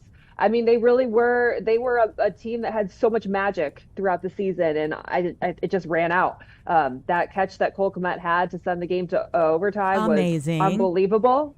Something that I don't think anyone will ever forget. And it was one of multiple plays that were just magical, and one that no one will ever forget throughout the season. And so, yeah, this will be a very different team next year. And it truly was a great locker room to be in mostly every day. And the players said that's what made it so special. It's just like really good guys in the locker room. And you don't always get that. You don't always get a locker room where guys want to hang out. They're friends. But Jalen Johnson said that there's lifelong relationships that were formed this year. And you really think about this season, nobody expected. Look, nobody expected them to make it as far as they did at the beginning of the season. I mean, even people who gave pretty optimistic outlooks didn't put them going that far. No, I would agree. I forget what the win total was set at. It was like 8.5, maybe. I could be wrong on that. But we did a schedule release show where we picked if we thought they were going to, how many games we thought they were going to win. And I think I wanted to say 10, but I was like, oh, but they're the Bears. Like, they've lost all these games. And then all of a sudden we learned that they are no longer the same old Bears. I'll never forget when we first heard that quote in the season. It was in Vegas. Josh Blackwell had blocked the field goal to win that game. And everyone in the locker room said, we are no longer the same old Bears. And you felt like, all right, was that a 1 week thing? No, it became a 7-time thing where they had 7 fourth quarter comebacks. And so it truly became the identity of this team, that they were resilient, they had belief. And that's something else that these players will remember. And I think that all comes down to the foundation that Ben Johnson built. You know, he came in here knowing he had to change the culture. He also said when he was hired, he liked the roster and they felt like they could win now. And to see that come to fruition was one of the more promising things that I think really sets up the excitement for maybe they could be back here in the future. And maybe it is next year because they have the right head coach. And Kevin Byard said that multiple times this year. Said it again today. He said they hired the right guy when they hired Ben Johnson. Hopefully the city of Chicago is proud of the Bears because he believes that the city deserves a winning Bears team. And Caleb Williams, talking about Ben Johnson, said he's the catalyst for everything and he's the coach that Chicago needs. It's the way he shows the emotions. It's his personality. It's his accountability. It's how he got the best out of Caleb Williams. And, you know, you saw the growth from week 1 to week, 20 now, that Caleb Williams is a totally different quarterback, more confident, more poised. And to see that throw from Cole Kmet was one of the best, most electric throws that I've seen from any quarterback. It went 51 yards, I think, through the air while he was evading pressure with the game on the line. I mean, that stuff just doesn't happen everywhere. And something that's going to be interesting now moving forward is that they have their quarterback. They have their franchise quarterback. And that makes this place so attractive for more stars in the league to want to come play here, especially when they're paired with a head coach like Ben Johnson. Yeah, I mean, I think, look, the acquisition of Ben Johnson definitely paid off this year. And it has really, really been beautiful to see Caleb Williams come into his own. You know, I think even last night, in the moments that a season ago we would have said, yeah, it's done. You kept believing it was possible because of every week we've kind of seen him top what he's capable of. And so you kind of think like the sky's the limit for Caleb Williams kind of thing. When you think about, okay, the next couple of months, obviously the draft will be coming up, and what do you think are the missing pieces that they will try to get to prepare for next season?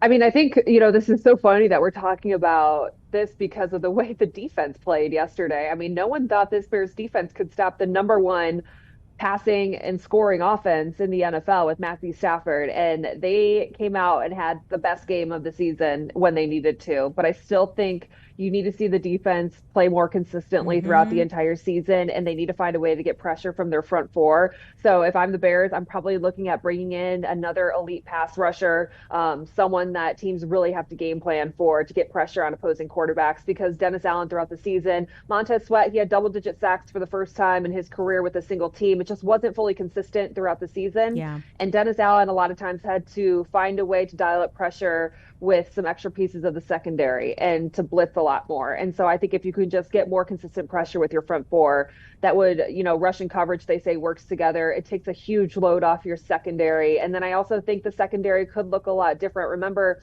going into the season, we felt like that was going to be the strength of this team. Then Jalen Johnson went down, undergoes core muscle surgery.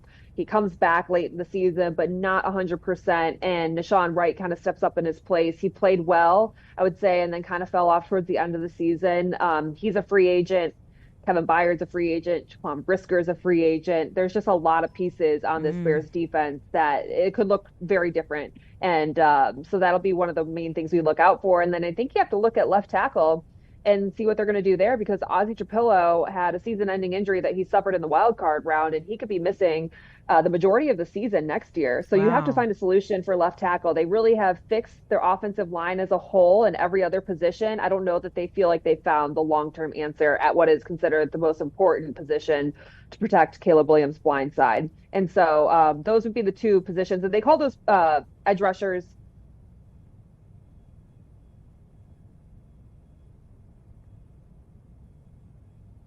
Okay, her signal froze again. She might pop back in just a second here, but she was talking about the edge rushers, and again, we were talking about the draft and who they could be looking at, and obviously, you start to over these next couple of months look at a lot of these college players and think like who would be good, but not just the college players, but who they could pick up. I mean, she mentioned several of the players who are free agents. Who else is a free agent around the league that they could be looking at to bring them in to fill some of these super important positions when it comes to protecting Caleb Williams as he's going about as Houdini out there and trying to make these amazing throws that he has been able to make time and time again. So lots of things that could change in the offseason here, and hopefully for the better. Obviously, we hope that they come back bigger and better than ever next year for the Bears. I did also want to ask her about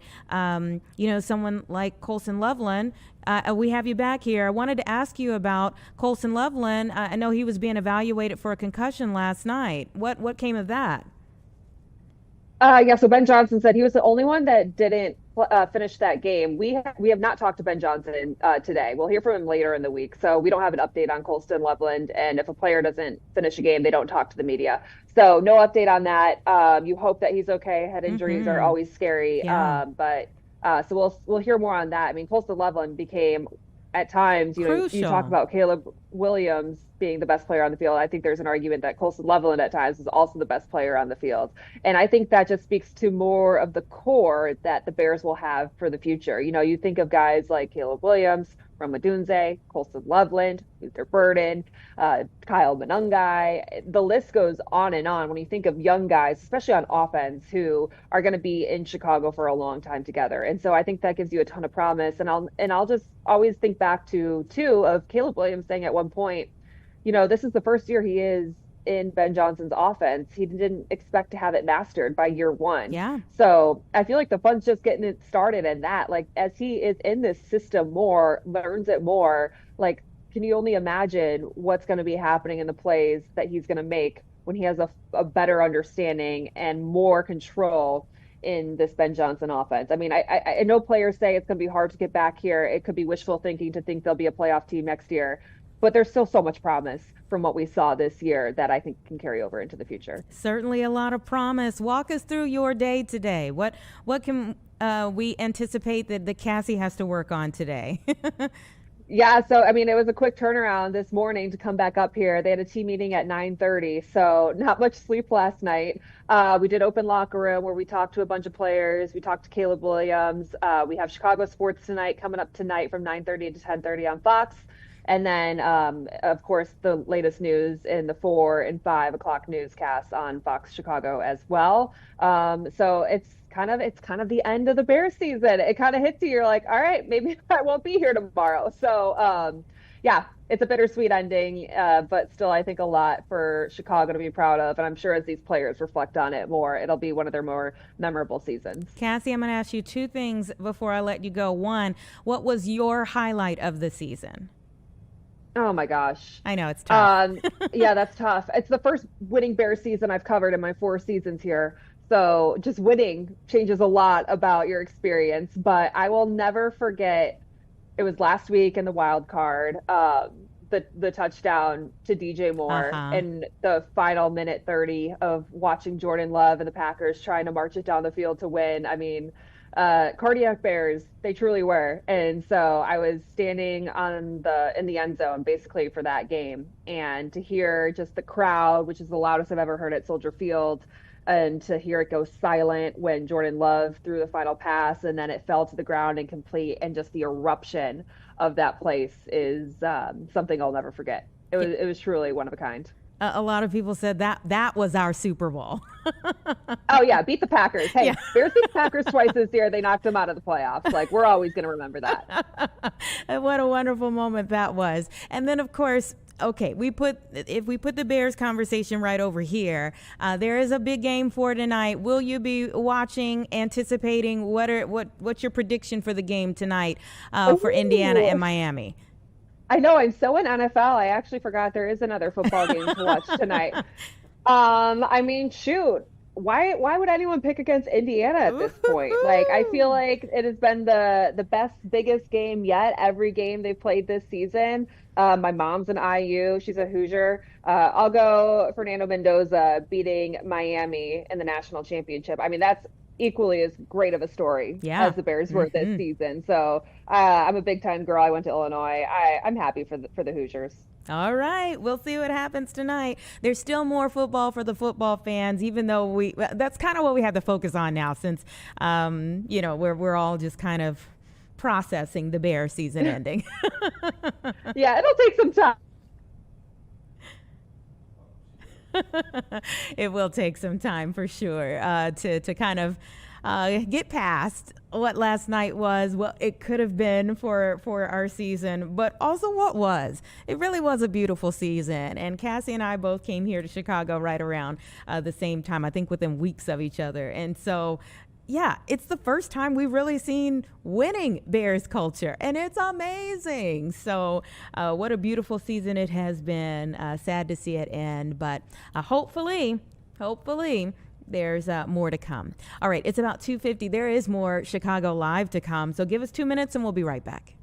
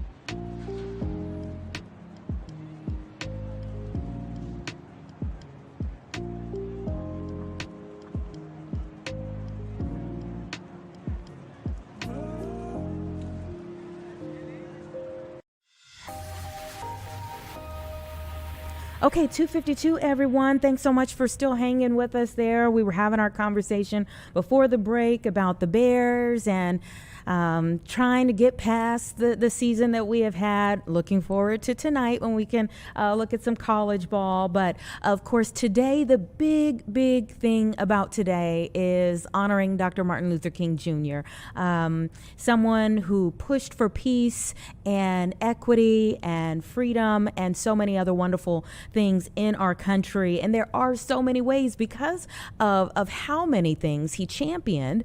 There are so many ways to honor him today. And so we've spoken with a couple of other groups that have showed what they're doing today to really highlight his legacy. But we're going to one more here that is doing it in an even more different way here. The Bridge Teen Center's annual MLK Day of Service. Priscilla Steinmetz is joining me now from Orland Park to tell us more about it. Thanks so much for your time.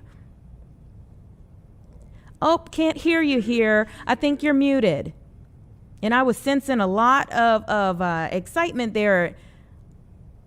Let's give you a moment to get someone on your side there to get the volume going. I could already see in her. I'm going to like her. I could see some spirit there. And amazing look around her, too, as you could see so many people who were hard at work in that area there. Okay, now I can hear you. I'm like, I could sense your spirit, your passion. All right, tell us a little bit about what is happening around you. So we're here from Orland Park. We're at the Bridge Teen Center. We're an after-school program for 7th grade through 12th grade. We provide 350 free programs annually for our students, and we also have a job readiness and leadership training center for our students as well. And so we've been open since 2010, the Teen Center has, but 9 years ago, we noticed that families are off work today, students are off school. So for us, we wanted to kind of bridge that gap. And we created what is called our MLK Day of Service. Actually, what you're seeing behind me is the afternoon group. We had a huge group this morning of local businesses coming in. Millhouse Construction Engineering came in. People from all over came in and served this morning. So we were packed this morning. This afternoon is mostly families and students. So for us here at the Teen Center, we're trying to be proactive instead of reactive. So we know that there's power in service. There's power in unity. And so for us, today is really about focusing about parents coming alongside of their teen and serving together. We actually believe that serving generosity is a spiritual act. And we definitely know when people leave here today, that they will be full of joy and peace and actually what more of our world needs nowadays. I think it's a beautiful mission, and I love the fact that, these are lessons that youth can take with them for the rest of their lives. Tell me about exactly some of the bins that are behind you. Like what exactly is there? So what makes the Bridge Teen Center work is we actually have 2 charitable thrift stores. So what happens is students, companies, individuals, volunteers come in from all over and help serve. So they're sorting items today. So this morning's group got through 203 bags, which actually will be equivalent to over 20 students coming to for our free programs here at the Teen Center. So they literally impacted 20 students right off the bat this morning. We'll see what they do today. But right now, behind us, they're actually sorting baby clothes. And then way back behind us, they're actually sorting clothes that have been donated in bags, and they're taking them out of the bags. They're going through and make sure they're good merchandise to sell at our thrift store. And they're hanging them and making sure that they're hanging and sized appropriately so that we can put out on the sales floor and generate funding for the Teen Center. Tell me, we've spoken to people from lots of different areas about the importance of bringing Dr. King's message to that area, North Lawndale, Marquette Park. Why is it important to bring it to Orland Park? Oh, well, when is it not important? I guess would actually be the question. It's important because especially us as adults need to set that example of service. Actually, volunteerism is really low. I've been in nonprofit work, youth work for 35 years. And actually in the last 10 years, we've seen a decline in volunteerism. So for us, we believe that adults should lead and should be that voice and help speak truth in their student life. Just not only speak truth, but also lead by example. And that is coming together to help make a difference in the lives of people in our community. And so for us, it's really important that adults, that we lead and show our students, hey, this is how you impact, you coming and giving of your time, giving of your day off, sacrificing that maybe time that you would spend at home to come together with people that you don't know and meet community and connect and engage and stand for something with purpose and hope. That's what it's all about. Yeah, our beloved community. So you mentioned there are many groups that have been coming out to assist you all today. And I think that's wonderful that you are getting so many different people of different backgrounds who are coming out to be a part of this. Where do you go from here? Like, you're packing all of these things today. What happens next? So the Bridge Teen Center relies on funding. 93% of our funding goes directly to programs so that we can provide all of these free programs for students from 128 different communities. So as they're processing these clothes, actually right behind us, we have our thrift store. We have a second location in Frankfort. right down off of Route 30 in Manson, by Manson, Illinois. And so all of these different donations will then go to the thrift stores. And then people starting tomorrow morning at 10 a.m. can come and purchase items to help support the Bridge Teen Center. I think this is wonderful. And thank you so much for what you're doing there today, but what you do on a regular basis. I mean, we're highlighting it today, of course, because of Dr. King. But of course, as you said, there's no wrong time. And, you know, even Dr. King said the time is always right to do what's right. So thank you for what you do on an ongoing basis. Well, thank you. And thank you so much for sharing the good that's happening in our world today. We appreciate it. It's heartwarming for all. Thank you. 2:59 right now. Let's take a quick break, everyone, and then I'm going to set you up for our final hour here together for Chicago Live.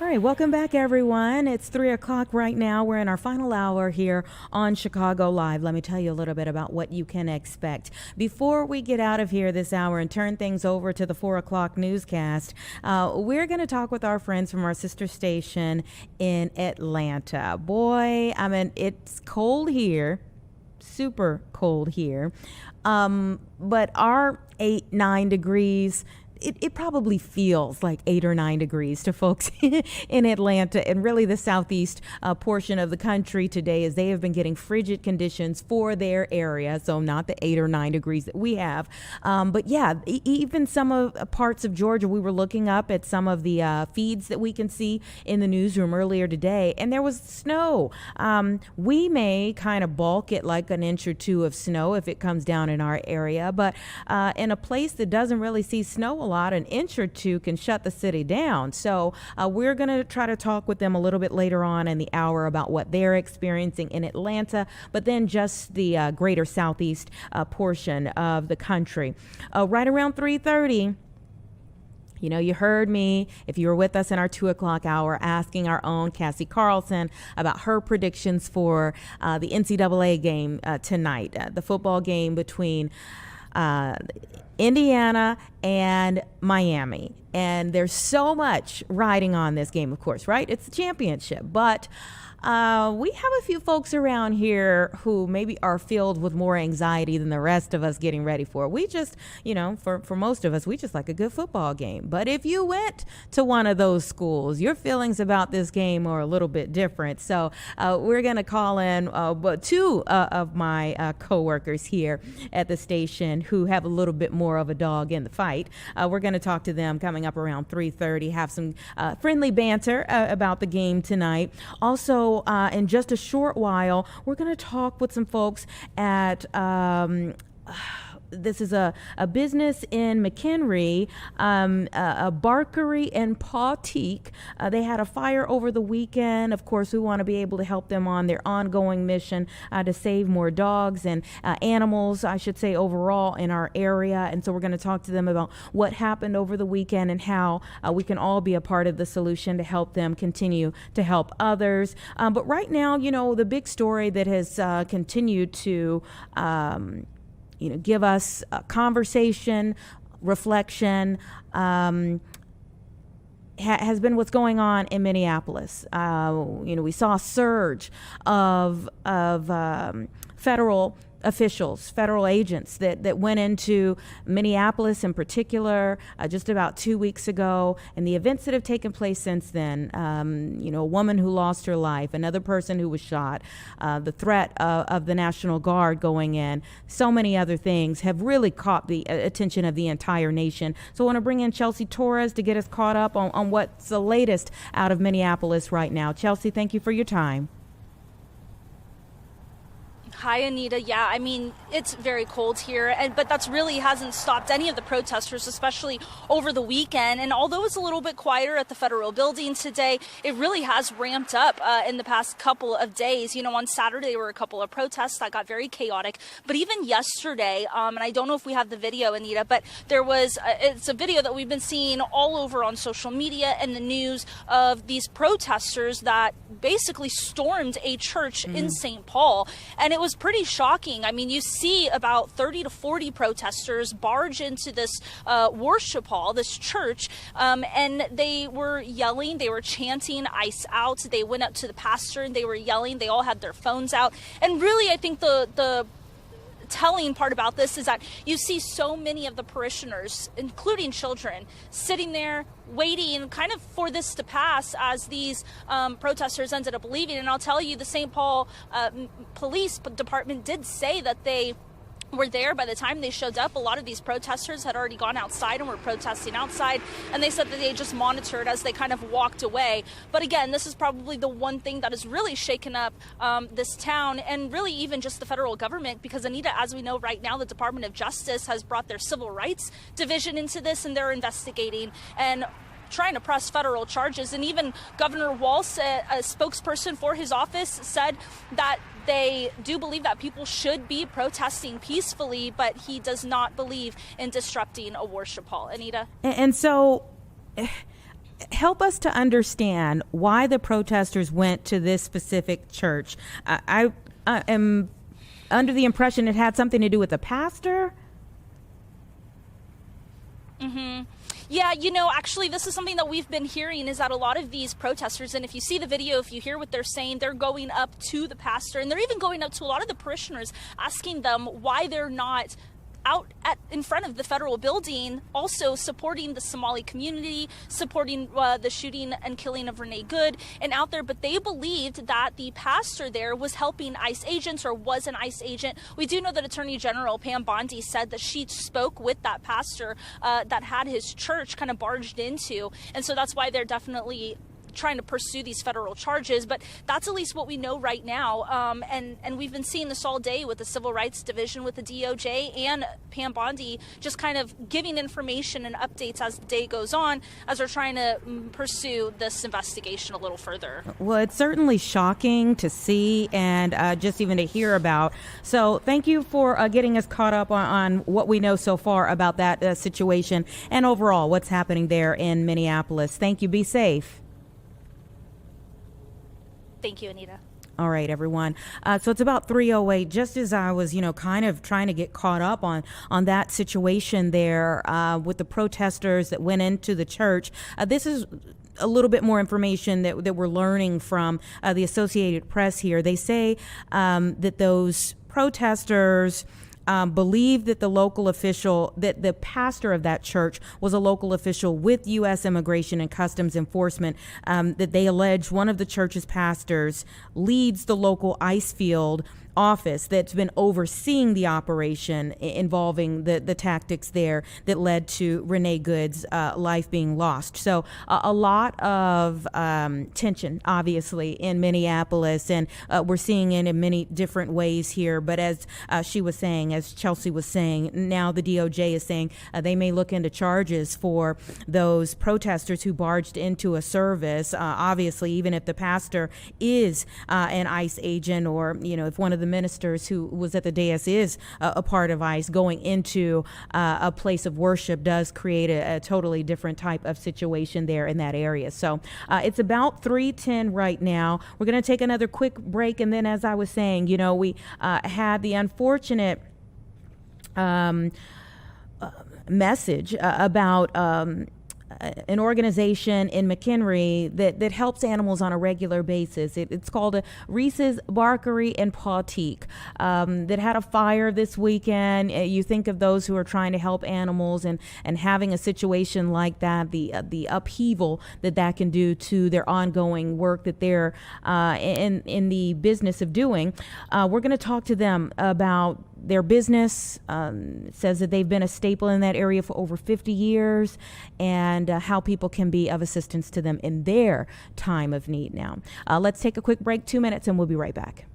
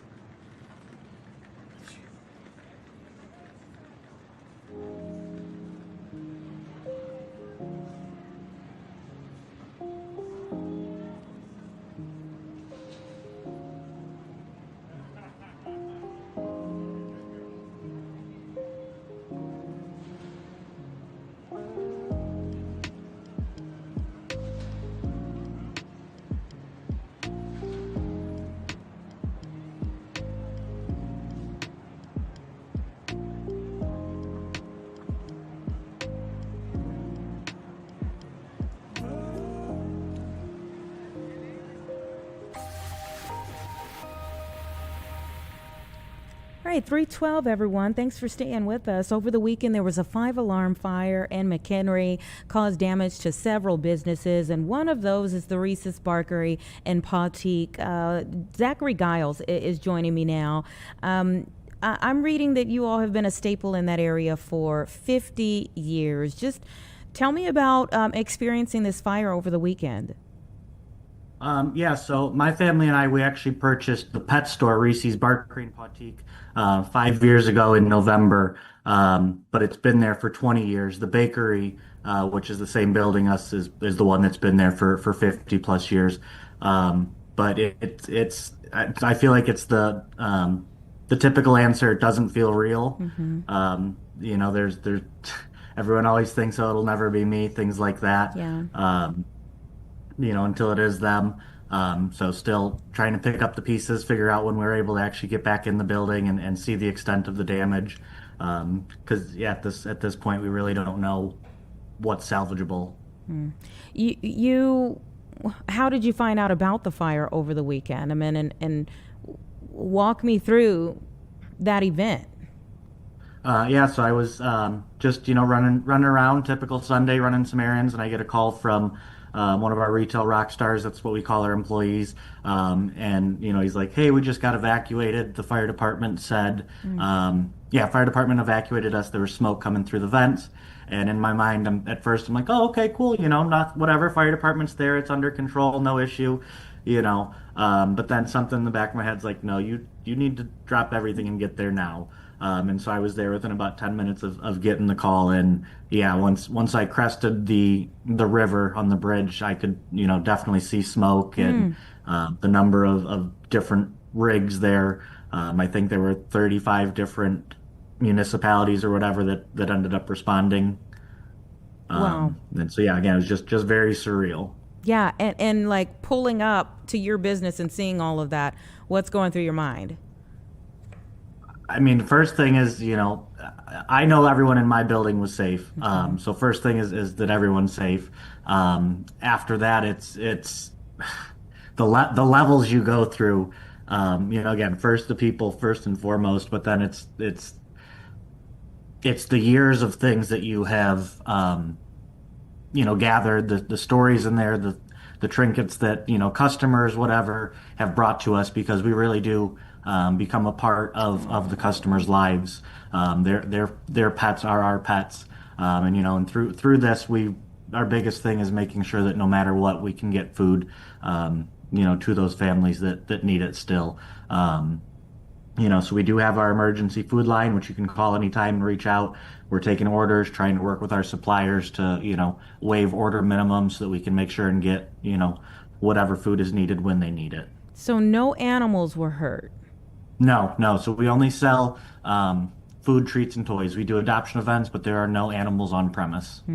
Well, thank goodness, I just wanted to make sure, we said that because, of course, we're looking at this image and you just think, oh, my gosh, I mean, this is horrible.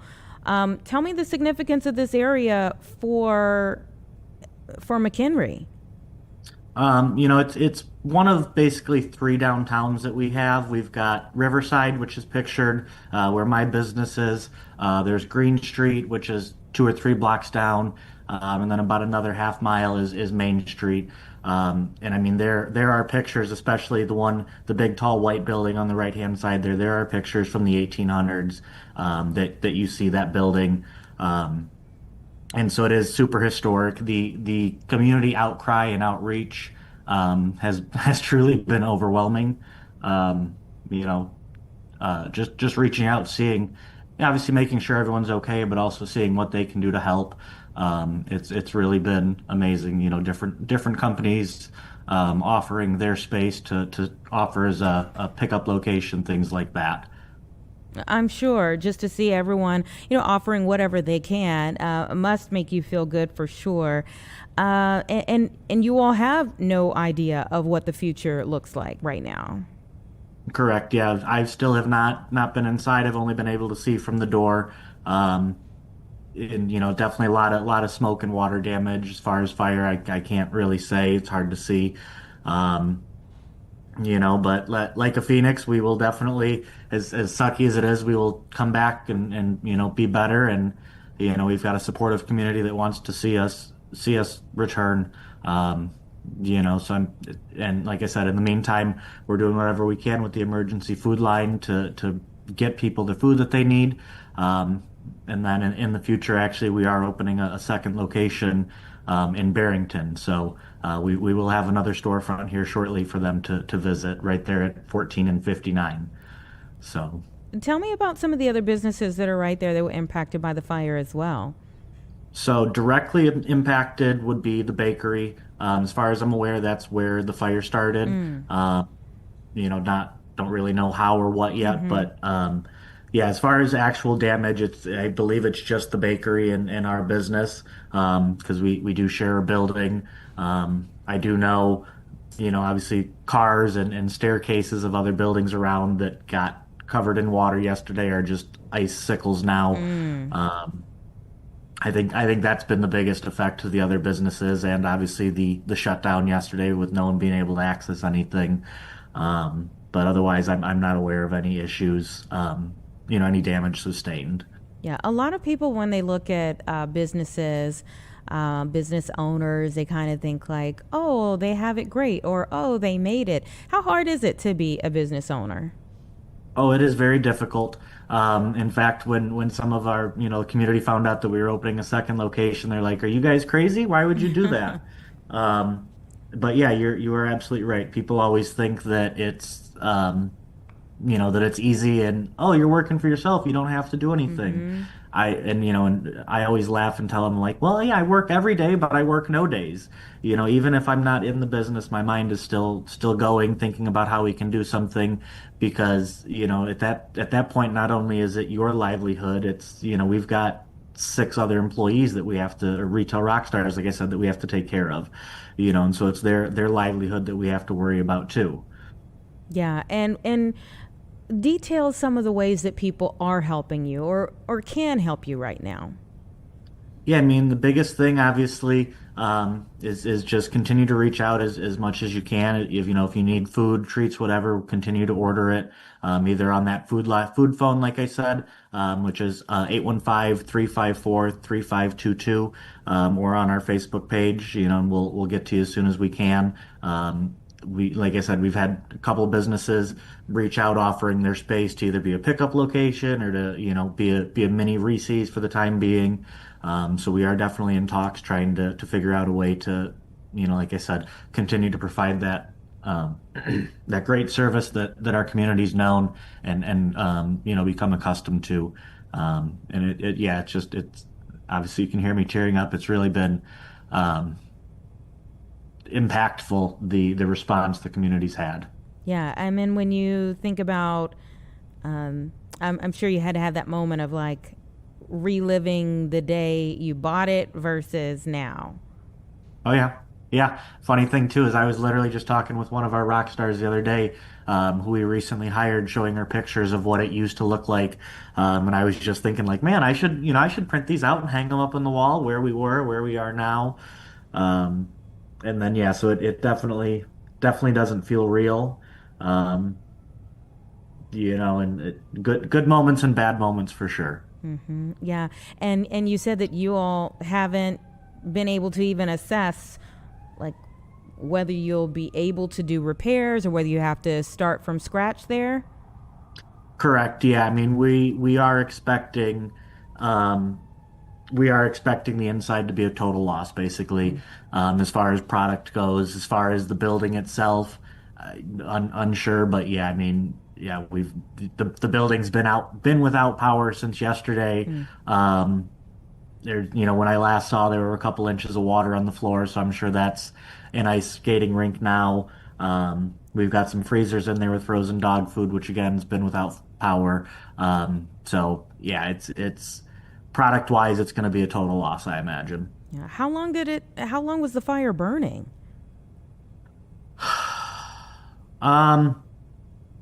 So I found out about it about 12:15. I want to say they started wrapping up hoses around four or five. Um, I I guess the fire got into some cavity and they kept having to chase it down, chase hot spots as they put it. Um, so yeah, it definitely took a while to get controlled, unfortunately. But I mean, the response by, especially McHenry, they were the first one on scene, was amazing. And then, bittersweet moment to see, like I said, there was all the way Twin Lakes, Mundelein, Palatine, Lake Zurich, just to see the response was, bittersweet. Has there been some construction going on over there? Not to that building, no. There's been no construction. Okay, all right. I was just asking you that because I think that was a thought, was roofers on the building. Um, but it's horrible to look at those pictures, and especially Yeah. knowing, what it once was, and especially to you and yours. So thank you for taking the time to chat with me. I'm wishing you all the best as you try to, recuperate your loss and then also continue to serve your community. Awesome. I appreciate it. Thank you guys. All right, you take care.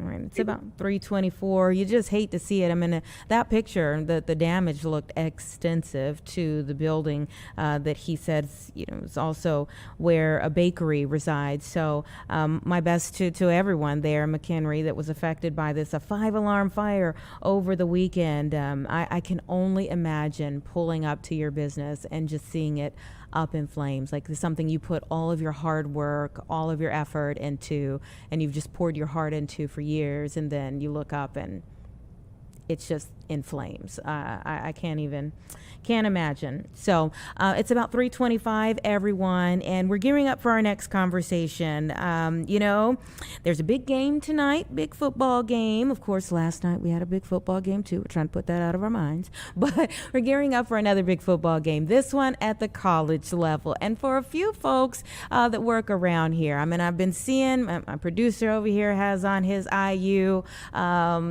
quarter zip today, and I've been seeing a little maroon come around here a little bit more today, as the pride is in the air of the Hoosiers. And so we're going to bring in a couple of my coworkers to have a little friendly banter before we get ready for the college championship tonight between Indiana and the University of Miami. It's going to be a great game for sure, but who will come out on top? There are some fantastic storylines here, but we're going to have a great conversation coming up too. All right, it's 3:25. Give us 2 minutes and then we'll go and move from there.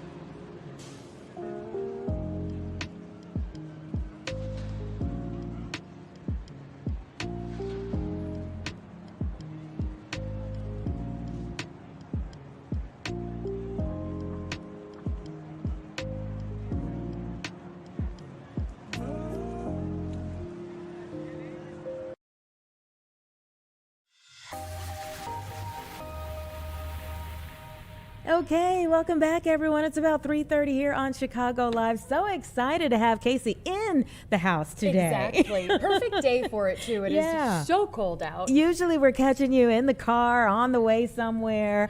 And yet, that would be the moment where most people would say they have anxiety trying to do a live shot while they're in the car, trying to remember everything while you're on the go. But I asked you a few moments ago, how are you feeling about this game tonight?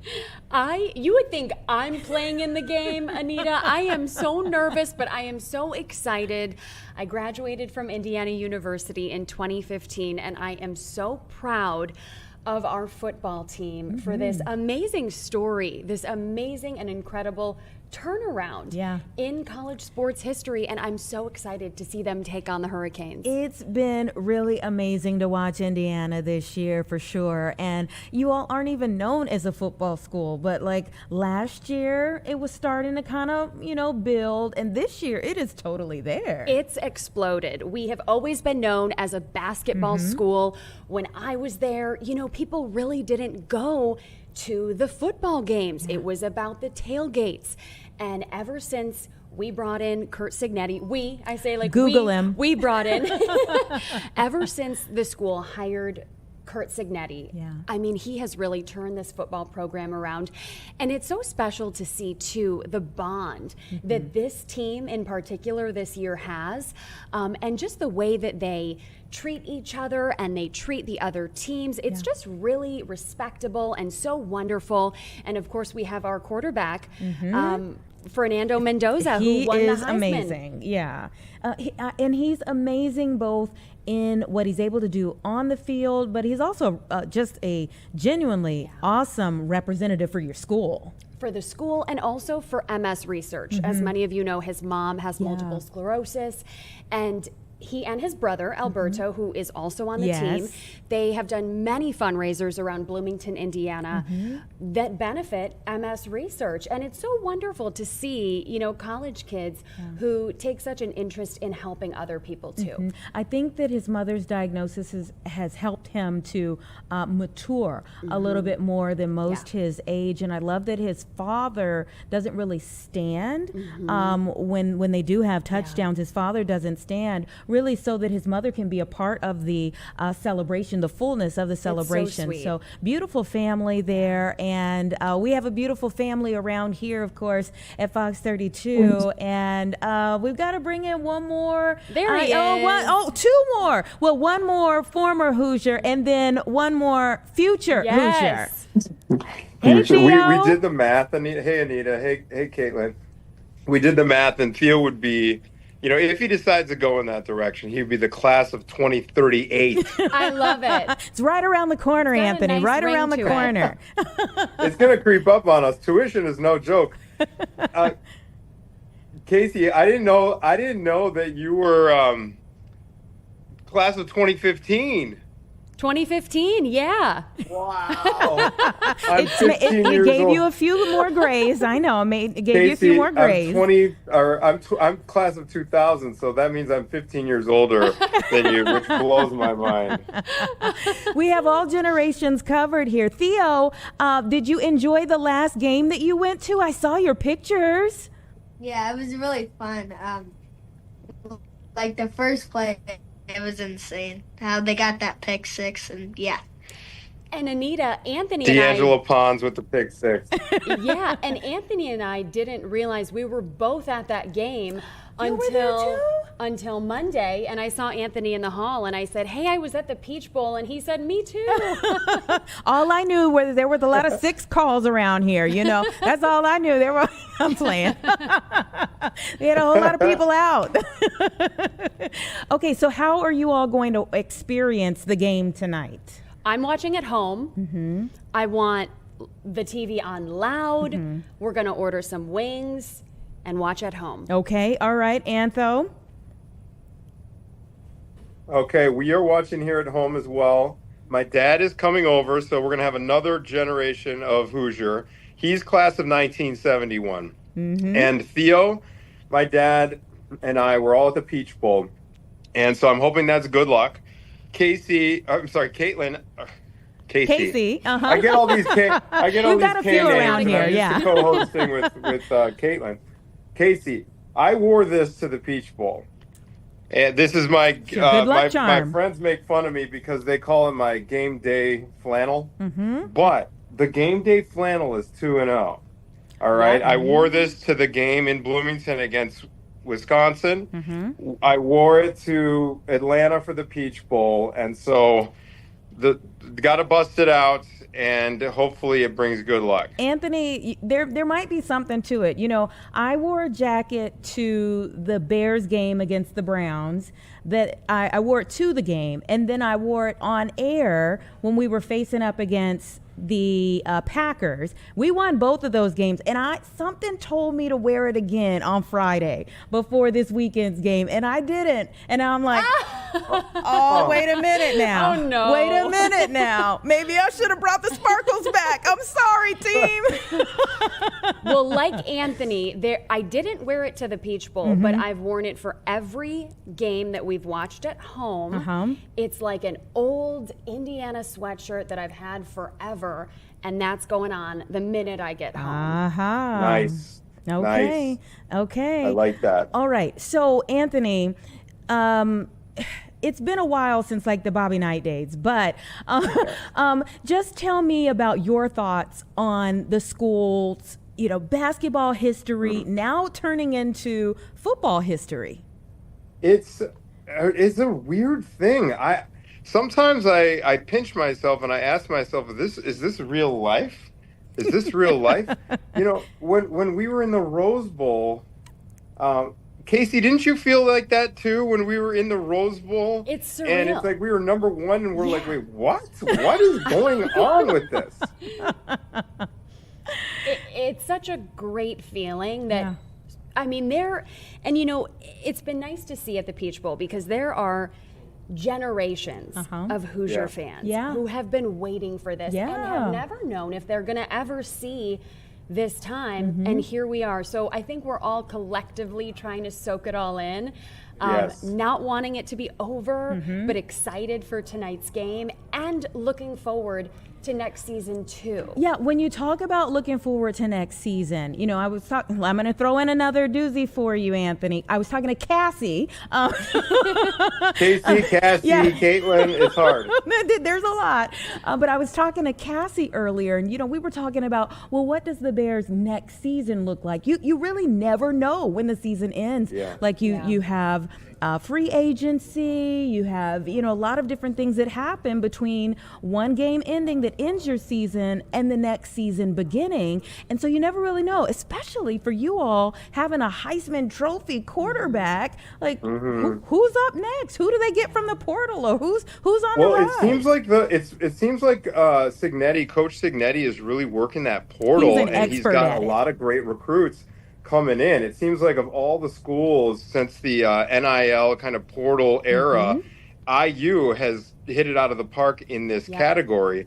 And to answer your question kind of in more detail about going from a basketball school to a football school, one thing that doesn't surprise me is the enthusiasm and kind of the maniacal passion with which the Hoosier Nation approaches basketball. It's directly translated to the football team. People are leaning into this team. They're loving this team. It was so fun. I'm sure that Casey will agree with me to be on the road in Atlanta with Hoosier Nation. It was like it was 70,000 of us, but it felt like a small family. Everywhere you went and you saw other people wearing red. Didn't you think that, Theo? Yeah. Everyone was like saying hi to each other, and it felt like we were just a family on the road together in many ways. And that was something I had never experienced before because, again, we have never known this. We are completely foreign to the idea of being a football school, one of those, hey, we'll see you. I feel like if you're in Ohio State or one of these powerhouse SEC you're used to schools, it. You're used to going on the road, and maybe the novelty wears off a little bit. But for us, it was such a cool thing to experience. And I'm hoping with Coach Signetti, I think he signed like an 8 or 9 year contract. Look, they're going to sign him to a lifetime if it keeps going in this direction. Yeah. Exactly.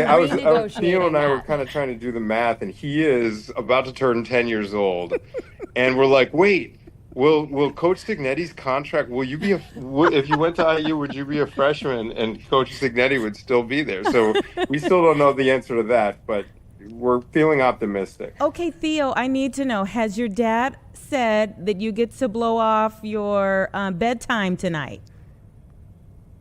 Yeah. Good. Yes. He's going to be allowed to stay up. And Anita, there are some school districts in Indiana that have a 2-hour delay tomorrow. Yes. So that kiddos I love can it. stay up and watch, which I think is awesome. And the administrators and the cool. teachers too probably want a little extra time to wake up. I bet they do too. And one more Totally thing. for the kids though. Totally for the kids. One more Oh, thing yeah, too totally for is- the kids, not the teachers at all. I think people are seeing that Indiana, and they're learning, Indiana has the biggest alumni base in the nation. And I think people are learning that as they're seeing all these Hoosier fans show up to all these different cities. And that's such a fun fact that I think I'm proud of. Anthony, I'm sure you're proud of, to be part of that 800,000 strong. Whoa. I had no idea that was the case, Casey, that we have. I don't know how that works. I don't think we're the biggest university in the country, but for some reason we have the biggest group of alumni. So that's really exciting to be a part of. I will say that I heard the Rose Bowl was largely Hoosier. The Peach Bowl, wouldn't you agree, Casey, that it was like, oh my gosh, 90% I would say red? 90-10. Yep. So you all travel well. Okay, I'm going to ask you travel well. 2 questions before I let you go so that you can properly prepare for tonight. The first question, what is your prediction on how many people will travel to this game for tonight? I've seen some videos on Twitter of Hoosier fans at they call it the big red warm up that they've done before each of these road games. And there are so many Hoosiers in Miami. Now, it'll be interesting to see how many actually go to the game. Sure. My brother went to Miami, doesn't have tickets to the game. He went to IU as well, but he just wants to wanted soak to up be the atmosphere. there. So he's in Miami. I think he's going to try to get a last minute ticket if prices drop, but the tickets were so expensive. I'm really curious, maybe you too, Anthony, to see the crowd tonight. Me too. It's not going to be 90-10. Yeah. I don't think it's going to be 90-10. This is it's essentially a home game for the Hurricanes, but I could see it being 50-50, if there is more red than orange and green on the other side, I will not be surprised if it's 60-40, because this is, there's a lot of people who pulled the trigger. I know in my friend group that either had season tickets or just dug deep into the wallet for this. For us, it's a once in a lifetime opportunity to go. So I wouldn't be surprised if the scale was tipped in the favor of Hoosiers tonight. All right, last question here. What's your prediction for the score tonight? Theo, I'm going to let you go first. Like maybe 28-14 Indiana. Okay. I like that, Theo. All right. I'm thinking it's higher score. Okay, 28-14 is what Theo said. I'm going to go with, let's see, like 35-24 IU. Ooh, okay. I like it. How about you, Casey? Okay, I'm going to go even higher. Ooh. Let's do 42-28. These quarterbacks are going to be slinging it. Okay. Hey, what was the score for the Peach Bowl, Casey? Wasn't it like 55 to something? 55. Oh, 56 gosh. to 22. Whoa. Theo's got all the stats. Okay, smart guy over there. We had this queued up in the background. Theo was playing College 26, but Indiana versus Miami right before we went live. So he's simulating the championship game before the actual championship game, because he's off for MLK. Or he's preparing for 38. That's right.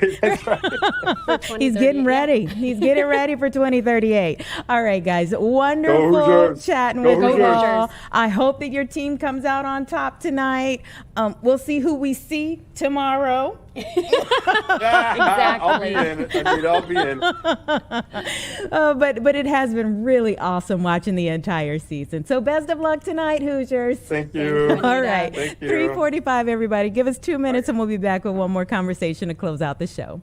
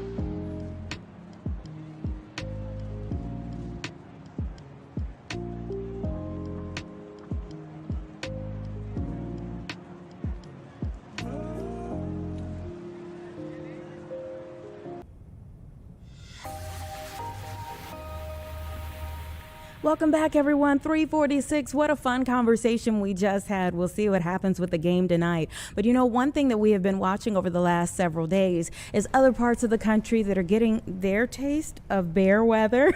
We're going to go down now to the southeast. We're going to Atlanta to our friends there. And Alex Forbes is joining us now. Hi, Alex.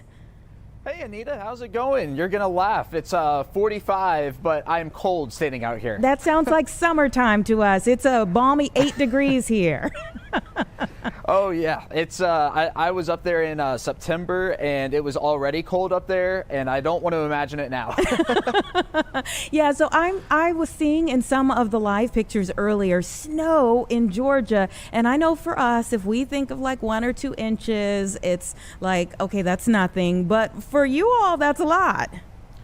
Yeah, it was, and it was really south of the Atlanta area. A lot of central and southern Georgia got to pick up some of that snowfall. It came as far north as the southern metro. So like the last exit in metro Atlanta on I-75 got some snow.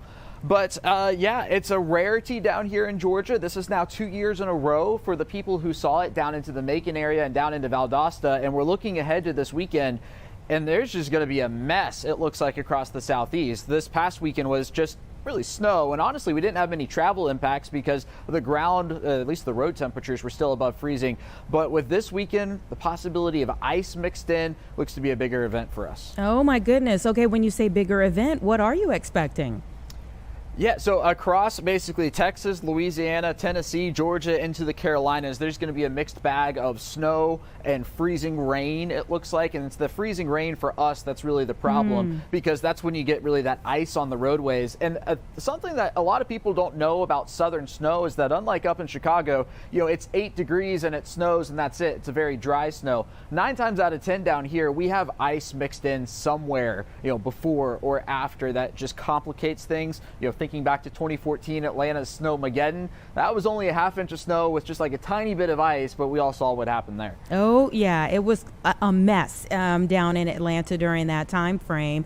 I believe it even caused some issues with your mayor's race, if I think back correctly. Yes.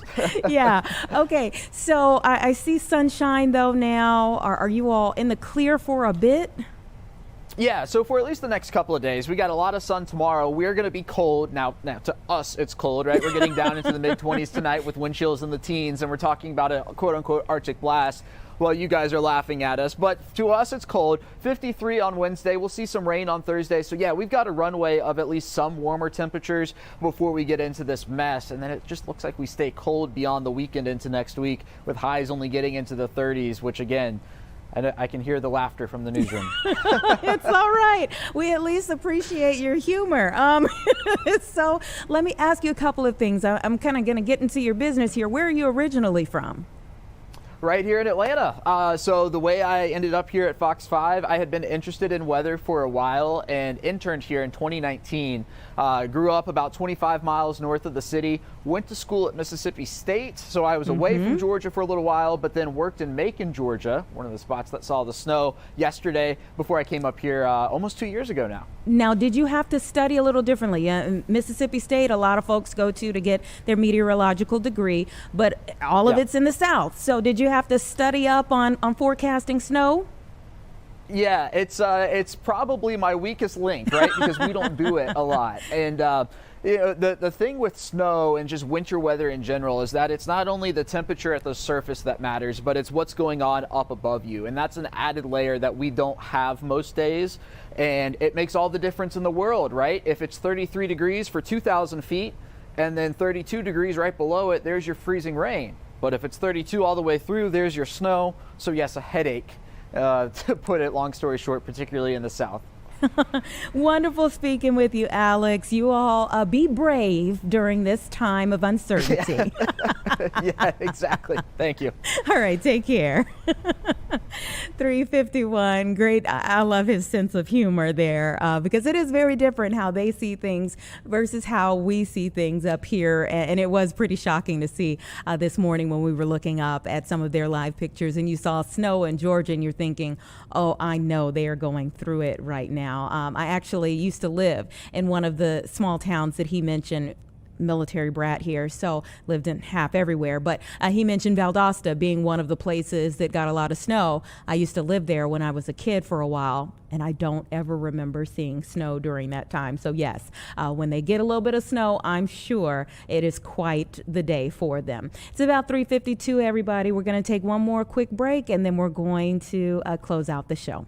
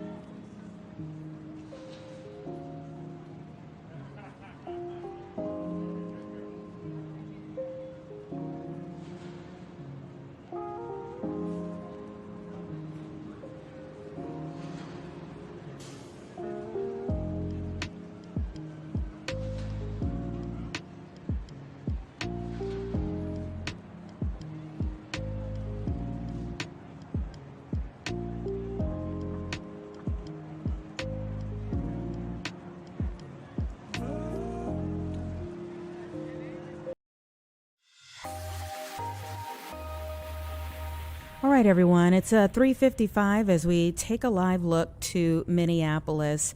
We are continuing to see protests in this area. You can see barricades up now here. This is new today. We really haven't seen them that much, especially last week we didn't.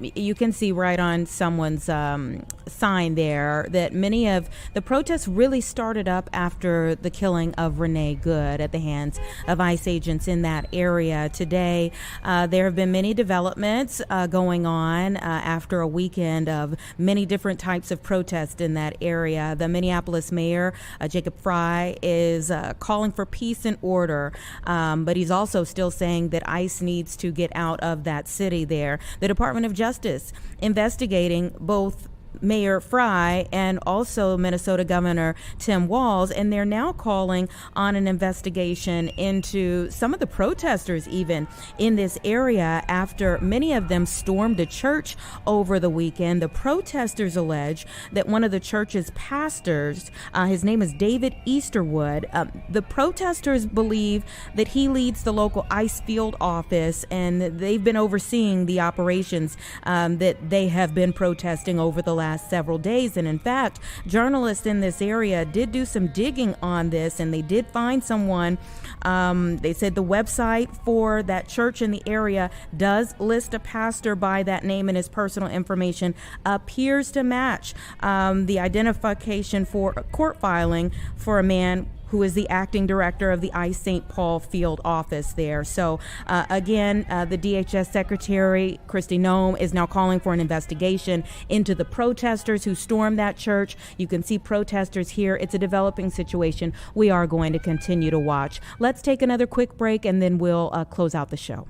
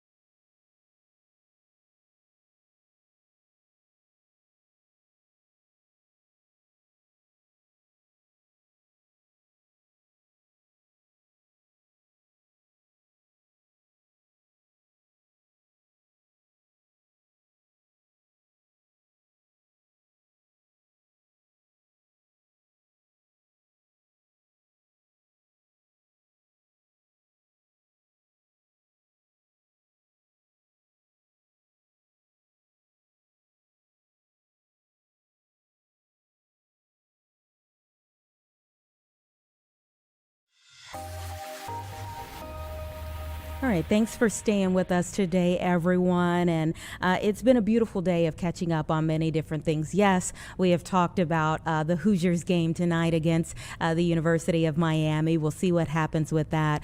We watched as the Bears now try to process what happened last night and pave the way forward, hopefully for better days. But most importantly, I believe we have talked to the many different people in our area who are working to honor the life and legacy of Dr. Martin Luther King Jr. today. I hope that his practices and his teachings aren't just for one day, but that they will stay with us throughout the year.